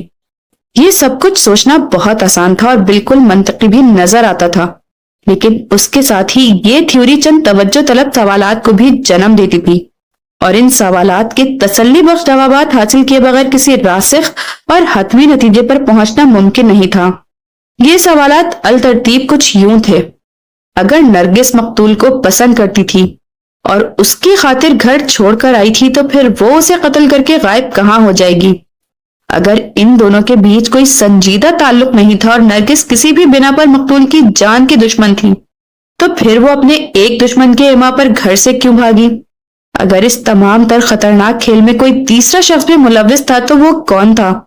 وہ صرف مقتول کا دشمن تھا یا پھر نرگس کی مدد سے اس کی دوستی تھی؟ کیا اس نامعلوم شخص کی مدد سے نرگس نے یا نرگس کی مدد سے اس نامعلوم شخص نے فرید کو ٹھکانے لگایا تھا؟ اگر مذکورہ نامعلوم شخص اور نرگس اندر آپس میں ملے ہوئے تھے تو پھر یہ دونوں اب کہاں تھے؟ یہ تمام تر اور ان سے ملتے جلتے متعدد سوالات نے میرے ذہن کو بری طرح الجھا رکھا تھا، اور سرے دست میں اس نتیجے پر پہنچا تھا کہ جب تک نرگس ہاتھ نہیں آئے گی اس کیس کا اونٹ کسی مناسب کروٹ نہیں بیٹھ سکے گا۔ لیکن پھر یہ سوال مجھے ایک بند گلی میں لا کھڑا کرتا تھا کہ میں نرگس کو کہاں تلاش کروں۔ یہ بات سامنے آ چکی تھی کہ مقتول اپنے گھر سے 2 اگست کو یہ بتا کر نکلا تھا کہ وہ اپنے ایک دوست عرفان کے پاس لاہور جا رہا ہے۔ وہ پہلے بھی عرفان سے ملنے جاتا رہتا تھا۔ مقتول ہمارے علاقے میں 4 اگست کو پہنچا تھا۔ اس سے یہ اندازہ قائم کیا جا سکتا تھا کہ اس نے 2 اور 3 اگست کے دنوں میں عرفان کے پاس گزارے ہوں گے۔ میں نے فوری طور پر لاہور جانے کا فیصلہ کر لیا۔ مجھے یقین تھا کہ عرفان سے ایک تفصیلی ملاقات اس کیس کے معاملے میں بہت سود مند ثابت ہوگی۔ ہو سکتا ہے وہاں سے کوئی ایسا اشارہ مل جاتا جو مقتول کی پراسرار موت اور نرگس کی گمشدگی پر زیر حاصل روشنی ڈال سکتا۔ میں نے آئندہ آدھے گھنٹے میں مقتول فرید کی لاش کو موضوع رتہ والی بھجوانے کا بندوبست کیا اور خود سرسری تیاری کے بعد لاہور روانہ ہو گیا۔ عرفان ڈبل روٹی بن اور شیرمال بنانے والی ایک فیکٹری میں کام کرتا تھا جو فیروز پور روڈ پر نہر کے پل کے قریب واقع تھی۔ اس وقت دن کے 2:30 بجے تھے۔ مرید کے سے فیروز پور روڈ لاہور کا فاصلہ کچھ زیادہ نہیں ہے۔ مجھے مذکورہ فیکٹری تک پہنچنے میں لگ بھگ 1.5 گھنٹہ لگا ہوگا۔ میں اس وقت عوامی لباس میں تھا اور احتیاطاً میں نے متعلقہ تھانے میں حاضری لگا کر اپنی لاہور میں آمد سے محکمے کے ذمہ دار افراد کو آگاہ کر دیا تھا۔ تھانہ انچارج صدیق راؤ نے میرے ساتھ اپنے عملے کے کسی آدمی کو بھیجنے کی پیشکش کی تھی، جسے میں نے بڑی اخلاقی خوبصورتی سے رد کر دیا تھا اور ایک بس میں بیٹھ کر اپنی مطلوبہ فیکٹری پہنچ گیا۔ میں فیکٹری کے دفتری حصے میں داخل ہوا اور وہاں موجود انتظامیہ کے ایک سینئر آدمی سلیمان بخاری سے ملاقات کی۔ وہ فیکٹری میں مینیجر کی حیثیت سے کام کرتا تھا۔ میں نے نہایت ہی مختصر الفاظ میں اپنا تعارف کراتے ہوئے کہا، بخاری صاحب، میرا نام ملک صفدر حیات ہے اور میں مرید کے تھانے کا انچارج ہوں۔ ایک ضروری کام سے میں آپ کے پاس آیا ہوں۔ امید ہے آپ مجھ سے پورا تعاون کریں گے۔ کیوں نہیں جناب؟ یہ جان کر کہ میں تھانہ انچارج ہوں، بخاری اٹھ کھڑا ہو گیا، پھر دوبارہ گرم جوش مصافحہ کرنے کے بعد بولا، میرے لائق جو بھی خدمت ہو حکم کریں، اور اس حکم سے پہلے یہ فرمائے کہ آپ کے لیے ٹھنڈا منگواؤں یا گرم؟ اس تکلف کی کوئی ضرورت نہیں ہے بخاری صاحب، میں نے دوستانہ انداز میں کہا۔ آپ مجھ سے تعاون کرنے کو تیار ہے، یہی کافی ہے۔ یہ کافی نہیں ہے جناب، وہ پرخروش لہجے میں بولا، کام اور کھانا پینا ایک ساتھ ہونا چاہیے۔ جیسے آپ کی مرضی، میں نے اس کی مخلصانہ پیشکش کے سامنے سپر ڈال دی اور کہا، موسم کی مناسبت سے جو دل چاہے وہ منگوا لیں۔ بخاری نے ایک ملازم کو بلا کر کھانے پینے کی چند چیزیں لانے کا حکم دیا، پھر مجھ سے مخاطب ہوتے ہوئے بولا، جی ملک صاحب، اب آپ فرمائیں، میں آپ کی کیا خدمت کر سکتا ہوں؟ آپ کی فیکٹری میں عرفان نامی ایک بندہ کام کرتا ہے، میں نے گہری سنجیدگی سے کہا۔ وہ مرید کے ایک نواحی گاؤں رتنا والی کا رہنے والا ہے، اور یہاں قریب ہی کسی بستی میں اس نے رہائش اختیار کر رکھی ہے۔ وہ پچھلے 2 سال سے آپ کے پاس ملازم ہے۔ ہاں، میں عرفان کو اچھی طرح جانتا ہوں، اس نے اس بات میں گردن ہلائی۔ وہ تھوڑے فاصلے پر واقع کچی آبادی نامی ایک بستی میں رہتا ہے۔ مجھے اسی عرفان سے پوچھ گچھ کرنا ہے، میں نے کہا۔ آپ اسے ادھر ہی بلا لیں۔ میں ابھی اسے بلاتا ہوں، وہ تشویش بھرے انداز میں بولا۔ لیکن یہ تو بتائیں کہ آخر معاملہ کیا ہے؟ میں محسوس کر رہا ہوں کہ ادھر مرید کے میں کوئی بڑی گڑبڑ ہو گئی ہے۔ آپ بالکل ٹھیک محسوس کر رہے ہیں، میں نے گھمبیر انداز میں کہا، پھر نہایت ہی مختصر الفاظ میں اسے حالات حاضرہ کی سنگینی سے آگاہ کر دیا۔ اوہ، اس نے ایک گہری سانس خارج کی اور بولا، معاملہ تو خاصا خطرناک ہے، اسی لیے میں سادہ لباس میں یہاں آیا ہوں، میں نے سنجیدہ لہجے میں کہا۔ آپ بھی اس پر یہ ظاہر نہیں ہونے دیں گے کہ کوئی پولیس والا اس سے ملنے آیا ہے، ورنہ وہ بدک جائے گا۔ آپ فکر نہ کریں ملک صاحب، وہ ٹھہرے ہوئے لہجے میں بولا، میں اس معاملے کی نزاکت کو اچھی طرح سمجھ رہا ہوں۔ میں نے اس بات میں سر ہلانے پر اکتفا کیا۔ وہ اپنی کرسی چھوڑتے ہوئے بولا، آپ یہاں آرام سے بیٹھیں، میں خود اسے لے کر آپ کے پاس آتا ہوں۔ سلیمان بخاری کی واپسی لگ بھگ 5 منٹ بعد ہوئی اور وہ خالی ہاتھ آیا۔ وہ اپنی مخصوص کرسی پر بیٹھ چکا تو میں نے سوالیہ انداز میں اس کی طرف دیکھا۔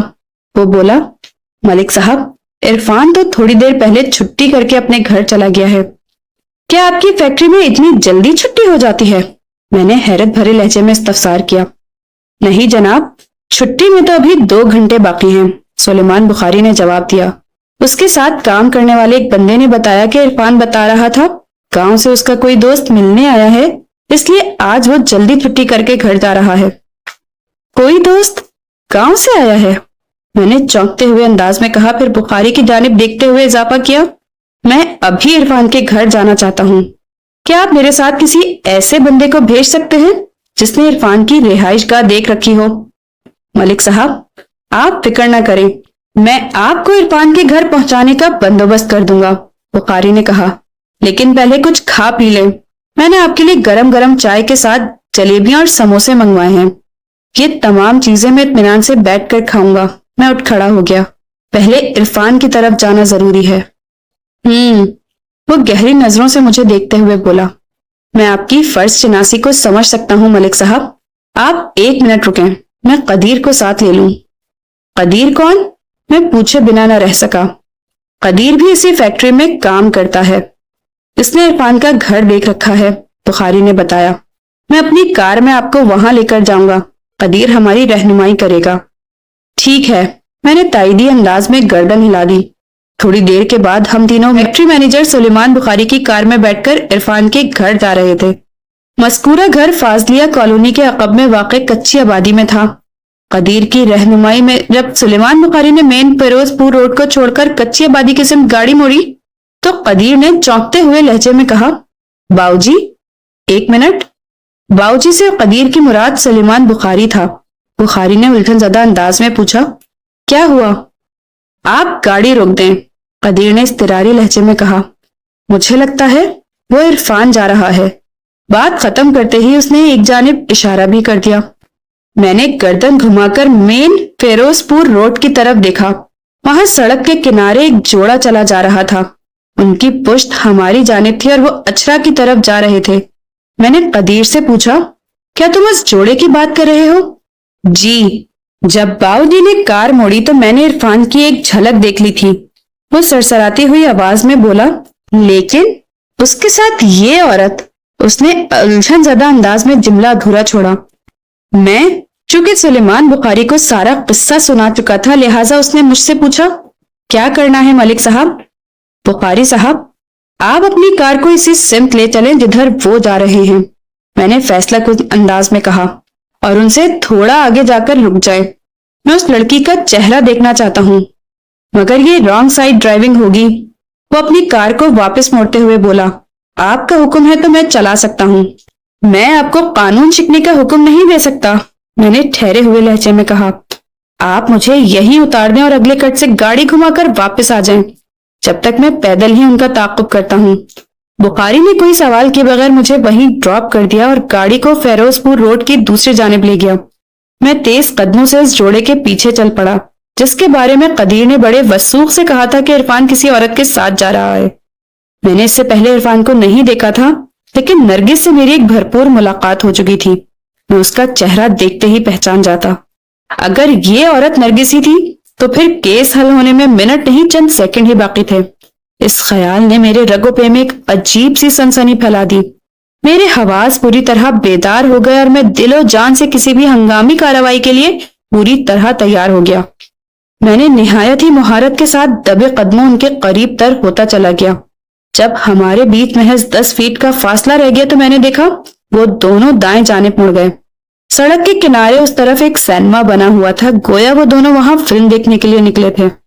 جب وہ سینما کے گیٹ کی طرف مڑے تو میں لڑکی کی چہرے کی جھلک دیکھنے میں کامیاب ہو ہی گیا، اور یہ دیکھ کر میرے اعصاب تن گئے کہ وہ کوئی اور نہیں بلکہ نرگس ہی تھی، وہی نرگس جس کی تلاش نے مجھے بری طرح بے چین کر رکھا تھا۔ میں ان کے پیچھے لپکا اور بآواز بلند پکارا، نرگس! وہ ٹھٹک کر رک گئے، پھر انہوں نے پلٹ کر میری طرف دیکھا۔ مجھے ان کی آنکھوں اور چہرے پر بڑے ہی متضاد تاثرات دکھائی دیے۔ عرفان مجھے حیرت اور الجھن میں مبتلا نظر آیا، جبکہ مجھے دیکھتے ہی نرگس کا چہرہ خوف سے پیلا پڑ گیا تھا۔ نرگس نے ایک طرف بھاگنے کی کوشش کی تو میں نے کسی عقاب کی مانند جھپٹ کر اسے قابو کر لیا، پھر اس کی کلائی کو ایسا مروڑا دیا کہ وہ حلق کے بل چیخنے پر مجبور ہو گئی۔ میں نے دھاڑ سے مشابہ لہجے میں کہا، ایک بار گھر سے بھاگ چکی ہو، بس یہی کافی ہے، اب میں تمہیں کہیں اور جانے نہیں دوں گا، تم یہاں سے سیدھا جیل جاؤ گی۔ اس ناگہانی صورتحال نے عرفان کو بوکھلا دیا اور اسی بوکھلاہٹ میں اس نے ایک طرف دوڑ لگا دی۔ میں نے فوراً اپنا سروس ریوالور نکال لیا۔ اس سے پہلے کہ میں اسے دھمکانے کے لیے ہوائی فائر کرتا، سلیمان بخاری موقع پر پہنچ گیا۔ اس نے دور سے ہی مجھے برسر پیکار دیکھ لیا تھا اور بڑی تیزی سے اپنی کار ہماری جانب بڑھا دی۔ اتفاق سے عرفان نے بھی اسی سمت فرار ہونے کی کوشش کی تھی۔ وہ ایک زوردار آواز پیدا کرتے ہوئے بخاری کی کار کی بونٹ سے ٹکرایا اور پھر وہیں سینما کے گیٹ کے قریب زمین پر گر کر کراہنے لگا۔ اس کے گھٹنوں پر شدید چوٹیں آئی تھیں۔ سلیمان بخاری اور قدیر بھی پلک جھپکتے ہی کار سے باہر نکل آئے اور انہوں نے بڑی آسانی سے عرفان کو اپنے نرغے میں لے لیا۔ اس افراتفری کو دیکھ کر بہت سارے لوگ وہاں جمع ہو گئے، جن میں غالب تعداد ان افراد کی تھی جو فلم دیکھنے کی غرض سے سینما ہاؤس پہنچے تھے۔ انہیں ایک زندہ فلم دیکھنے کو مل گئی، اور وہ بھی ٹکٹ کے بغیر۔ جب کوئی مجرم کسی ٹھوس ثبوت کے ساتھ پولیس کے ہتھے چڑھ جاتا ہے تو پھر اس کی زبان کھلوانا مشکل نہیں رہتا۔ اس شام میں سلیمان بخاری کی کار میں بٹھا کر نرگس اور عرفان کو تھانہ مرید کے لے آیا تھا۔ جب بخاری واپس چلا گیا تو میں نے نرگس اور عرفان کو اپنے سامنے کھڑا کر کے دھمکی آمیز لہجے میں پوچھا، تم لوگ سیدھی طرح سچ سے پردہ ہٹاؤ گے یا میں تمہاری زبانیں کھلوانے کے لیے تفتیش کا روایتی طریقہ اختیار کروں؟ میں نے انہیں موقع فراہم کیا تاکہ وہ سلامت ہڈی پسلی کے ساتھ جیل کی ہوا کہہ سکیں، لیکن میری بات ان کی سمجھ میں نہ آ سکی اور رنگے ہاتھ پکڑے جانے کے باوجود وہ اپنے بچاؤ کے لیے الٹی سیدھی تعویلیں گھڑنے لگے۔ ان کی اس نامعقولیت پر مجھے سخت غصہ آیا اور میں نے انہیں 1 گھنٹے کے لیے حوالدار جمشید کے حوالے کر دیا۔ 1 گھنٹے سے بھی پہلے حوالدار کی محنت رنگ لے آئی اور وہ دونوں ملزمان کو بھیڑ بکریوں کی طرح ہانکتے ہوئے میرے کمرے میں لے آیا۔ میں نے سوالیہ نظر سے اس کی طرف دیکھا تو وہ بڑے معنی خیز انداز میں بولا، ملک صاحب، میں نے ان دونوں شکاروں کو سیٹ کر دیا ہے، ان کی زبانیں رواں ہو چکی ہیں، 1 لمحے کے لیے بھی کہیں نہیں رکیں گی، اب آپ جو بھی پوچھیں گے یہ فرفر جواب دیں گے۔ میں نے حوالدار کو کمرے سے باہر جانے کا اشارہ کیا اور مبینہ ملزمان کی جانب متوجہ ہو گیا۔ وہ گردنیں جھکائے شرمندہ سے کھڑے تھے۔ میں نے تحکمانہ انداز میں انہیں بیٹھنے کے لیے کہا۔ وہ تھوڑی سی ہچکچاہٹ کے بعد میری میز کے سامنے بچھی کرسیوں پر بیٹھ گئے تو میں نے باری باری ان دونوں کے چہروں کا جائزہ لینے کے بعد تنزیہ لہجے میں کہا، اگر تم لوگ شرافت سے میری بات مان کر سب کچھ مجھے سچ سچ بتا دیتے تو تمہیں ایسی تکلیف دہ صورتحال سے دو چار نہ ہونا پڑتا۔ بہرحال مجھے امید ہے کہ اب تم میرے کسی سوال کے جواب میں اٹکو گے نہیں۔ انہوں نے مجھے ایسی نظروں سے دیکھا جس میں فرما برداری کے علاوہ رحم کی اپیل بھی تھی۔ میں نے خالص تھانے دارانہ انداز میں ان کا انٹرویو شروع کر دیا۔ آئندہ 1 گھنٹے میں میری پوچھ گچھ کے جواب میں انہوں نے بڑی دیانتداری کے ساتھ مجھے جو کہانی سنائی اس میں حیرت انگیز واقعات اور سنسنی خیز انکشافات کی بھرمار تھی۔ میں ان کی بیانات کی غیر ضروری باتوں کو حذف کر کے خلاصہ آپ کی خدمت میں پیش کرتا ہوں تاکہ آپ اس کہانی کے انجام سے آگاہی حاصل کر سکیں۔ در حقیقت نرگس اور عرفان میں بڑی خفیہ سیٹنگ چل رہی تھی۔ انہوں نے اپنے تعلق کو اس قدر خفیہ رکھا ہوا تھا کہ گاؤں میں کسی کو اس معاملے کی بھنک بھی نہیں تھی۔ اس دوران میں فرید نرگس کی ذات میں دلچسپی لینے لگا۔ فرید اور عرفان میں اچھے تعلقات تھے، لیکن عرفان کے مطابق اس نے فرید کو کبھی اپنا جگری یار نہیں سمجھا تھا، لہٰذا عرفان نے فرید کو اپنے اور نرگس کے تعلقات کے بارے میں کچھ بھی نہیں بتا رکھا تھا۔ جب نرگس کے زبانی عرفان کو پتا چلا کہ فرید بڑی تیزی سے نرگس کی طرف بڑھ رہا ہے تو وہ تشویق میں مبتلا ہو گیا۔ وہ کھلم کھلا فرید کو اس کام سے منع نہیں کر سکتا تھا کیونکہ فرید پھر اس ممانعت کے وجوہات جاننے کی کوشش کرتا۔ ابھی یہ الجھن چل ہی رہی تھی کہ یعقوب نے نرگس کی منگنی اپنے دوست کے بیٹے جاوید سے کر دی۔ اس رشتے میں یعقوب نے اپنی منمانی کی تھی۔ نرگس اس شادی کے لیے بالکل تیار نہیں تھی، چنانچہ نرگس کے علاوہ اس صورتحال نے عرفان کو بھی بری طرح بوکھلا کر رکھ دیا۔ میدان عمل میں کودنے کا وقت آ چکا تھا۔ اگر اب بھی وہ خاموش بیٹھا رہتا تو پھر نرگس اس کے ہاتھ سے نکل جاتی۔ عرفان کے لیے سب سے بڑی مشکل یہ تھی کہ وہ کھلے عام نرگس کو اپنانے کے لیے کوشش نہیں کر سکتا تھا کیونکہ ان دونوں کے خاندانوں میں دیرینہ دشمنی چلی آ رہی تھی۔ شادی بیاہ اور رشتہ داری تو دور کی بات ہے، ان دونوں خاندانوں کے افراد ایک دوسرے سے ملنے اور بات چیت کرنے کی بھی اجازت نہیں دیتے تھے۔ عرفان کے لیے یہ آزمائش کی گھڑیاں تھیں۔ وہ مسلسل سوچتا رہا، پھر اس کے شیطانی ذہن نے ایک سنسنی خیز منصوبہ تیار کر لیا۔ اس نے نرگس کو اعتماد میں لے کر اپنے منصوبے کی تفصیلات سے آگاہ کیا۔ نرگس اس پر اندھا بھروسہ کرتی تھی اور اس سے شادی کرنا چاہتی تھی، لہٰذا اس کی بتائی ہوئی ترکیب پر آنکھیں بند کر کے عمل کرتی چلی گئی۔ وہ گھر سے بھاگ کر مرید کے پہنچی جہاں عرفان اور فرید نے اس کے ساتھ ایک تفصیلی ملاقات کی۔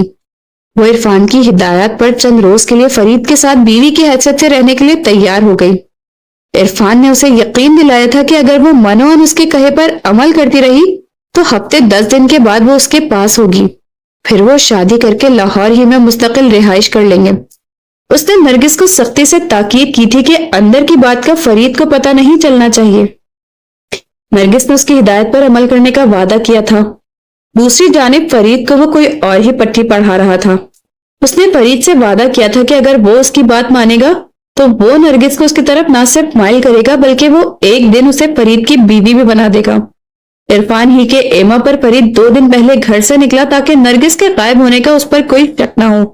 عرفان نے فرید سے کہا تھا کہ وہ ان دونوں کی شادی کرا دے گا، پھر وہ مرید کے میں رہائش اختیار کر لیں گے۔ نرگس کو عرفان نے سمجھا دیا تھا کہ اسے ہفتے 10 دن فرید کی بیوی کا کردار ادا کرنا ہے، اس طرح کہ وہ خود کو بھی محفوظ رکھ سکے۔ پھر کوئی مناسب موقع دیکھ کر وہ نرگس کو اپنے ساتھ لے جائے گا۔ نرگس چونکہ عرفان پر اندھا اعتماد کر رہی تھی، لہٰذا اس اللہ کی بندی نے ایک بار بھی یہ سوال نہیں کیا کہ اسے عرفان کی بیوی بننے کے لیے اس گھماؤ پھراؤ کی کیا ضرورت ہے۔ شاید اس کی عقل پر پتھر پڑ گئے تھے۔ سب کچھ عرفان کی پلاننگ کے عین مطابق عمل میں آ گیا۔ فرید نرگس کو پا کر بہت خوش تھا اور خود کو عرفان کا بہت زیادہ احسان مند بھی سمجھ رہا تھا۔ اس بیچارے کو کچھ خبر نہیں تھی کہ اس کا دوست کون سی چال چل رہا تھا۔ وہ چونکہ نرگس کے بہت قریب رہ رہا تھا، لہٰذا حد سے گزرنے کی کوشش میں بھی تھا، لیکن نرگس یہ کہہ کر اسے ٹال رہی تھی کہ نکاح سے پہلے کچھ نہیں ہوگا۔ البتہ ہلکی پھلکی 10 درازی کی اسے اجازت دے رکھی تھی۔ وہ بھی ایک ایسا ہی موقع تھا جب ایک رات شبینہ ڈیوٹی والے ASI نے انہیں فحش حرکات کے زمرے میں گرفتار کر لیا تھا۔ پروگرام کے مطابق ایک رات نرگس نے کھانے میں خواب آور دوا ملا کر فرید کو بے ہوش کرنا تھا، جس کے بعد وہ عرفان کے ساتھ لاہور چلی جاتی۔ یہ خواب آور دوا بھی عرفان ہی نے اسے لا کر دی تھی۔ حسب پروگرام عرفان آدھی رات کے بعد نعمت بی بی کے گھر پہنچ گیا۔ اس نے بیٹھک کے بیرونی دروازے پر مخصوص دستک دی تو نرگس دروازہ کھول کر باہر گلی میں آ گئی۔ عرفان نے اسے ادھر ہی رکنے کو کہا اور خود بیٹھک میں داخل ہو گیا۔ اندر آ کر اس نے بیٹھک کے دروازے کو کنڈی چڑھائی، بے سود پڑے فرید کے سینے میں خطرناک خنجر اتارا، بیٹھک کے اندرونی دروازے سے گزر کر صحن میں پہنچا اور پھر گھر کا داخلی دروازہ کھول کر باہر گلی میں آ گیا جہاں نرگس اس کے انتظار میں کھڑی تھی۔ پھر وہ پروگرام کے مطابق لاہور کی جانب روانہ ہو گئے۔ اس موقع پر نرگس نے عرفان سے کوئی سوال نہیں کیا تھا۔ یہ بات اس کے علم میں نہیں تھی کہ عرفان نے فرید کے سینے میں خنجر گھونپ دیا ہے۔ وہ نعمت بی بی کا گھر چھوڑتے وقت بیٹھک کا اور گھر کا داخلی دروازہ اچھی طرح بھیڑ آیا تھا۔ نرگس اس بات سے قطعاً بے خبر تھی کہ عرفان نے فرید کو موت کے گھاٹ اتار دیا ہے۔ وہ دونوں لاہور پہنچے اور پھر مزے سے کچی آبادی والے گھر میں رہنے لگے۔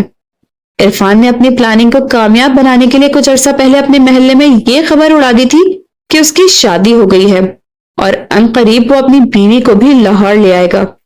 چنانچہ جب نرگس کچی آبادی والے گھر پہنچی تو کسی کو اس پر شک نہیں ہوا۔ آج ان کی بدقسمتی تھی کہ میں نے انہیں سینما کے گیٹ پر دھر لیا۔ عرفان نے مجھے بتایا کہ وہ اس دن فیکٹری سے جلدی چھٹی کر کے نرگس کو فلم دکھانے سینما لے کے جا رہا تھا کہ میں نے اسے پکڑ لیا۔ مجرموں کے اقبالی بیان کے بعد یہ کیس ہر زاویے سے حل ہو گیا تھا، تاہم ایک پہلو کسی کانٹے کی طرح میرے ذہن میں کھٹک رہا تھا۔ میں نے اپنی خلش مٹانے کے لیے عرفان سے یہ سوال پوچھ لیا، اوے بدبختہ، تمہیں فرید جیسا کاٹ کا الو ملا اور تمہارا سوچا ہوا منصوبہ بھی 100% کامیاب ہو گیا تھا، پھر تم نے اس بدنصیب فرید کی جان کیوں لی؟ میرے اس فعل کی 2 وجوہات ہیں جناب، وہ ندامت آمیز انداز میں بولا۔ کون سی 2 وجوہات؟ میں نے اسے تیز نظروں سے گھورا۔ اول تو مجھے اس بات کا ڈر تھا کہ جب فرید صبح اٹھے گا تو نرگس کو غائب پا کر وہ سیدھا میرے پاس لاہور پہنچے گا۔ میں نہیں چاہتا تھا کہ وہ کسی بھی صورت نرگس کو میرے پاس دیکھے، لہذا میں نے اس کا قصہ ہی پاک کر دیا۔ وہ لمحے بھر کو متوقف ہوا، پھر اپنی بات مکمل کرتے ہوئے بولا، نرگس اور فرید 2 دن کے فرق سے رتناوالی سے غائب ہوئے تھے اور مرید کے میں ان کی موجودگی ریکارڈ کر لی گئی تھی۔ فرید کو قتل کرنے کی دوسری وجہ یہی تھی کہ میں اس طرح پولیس کی تفتیش کا رخ بدلنا چاہتا تھا۔ جب نرگس کی گمشدگی کی اطلاع تھانے پہنچتی تو تفتیش کے دوران میں یہ بات سامنے آتی کہ فرید کو قتل کر دیا گیا ہے، تو لامحالہ پولیس کا دھیان نرگس کے منگیتر کی طرف جاتا کہ اس نے غیرت میں آ کر فرید کو قتل کر دیا۔ دوسری طرف تم نے نعمت بی بی کے گھر کا بیرونی دروازہ کھلا چھوڑ کر یہ تاثر دینے کی کوشش کی جیسے نرگس فرید کو قتل کر کے کہیں فرار ہو گئی ہو۔ میں نے نفرت بھرے انداز میں اس شاطر مجرم کا گھورا۔ میں صحیح کہہ رہا ہوں نا؟ جی، وہ اس بات میں گردن ہلاتے ہوئے بولا۔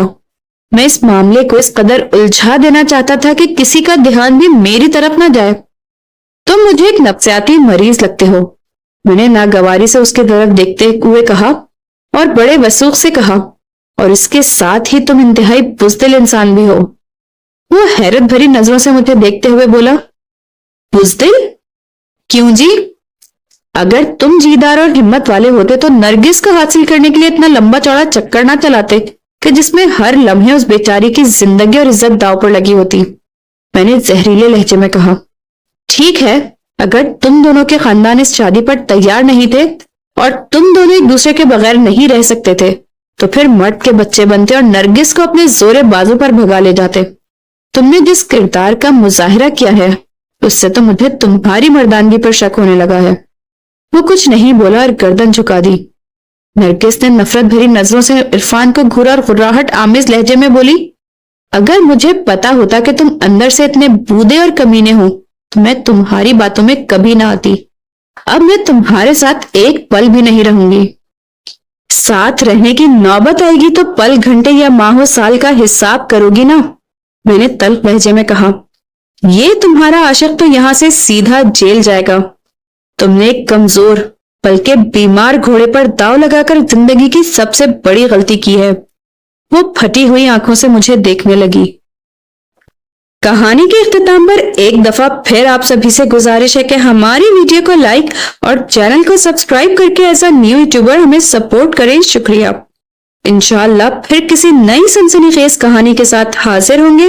تب تک کے لیے اللہ حافظ.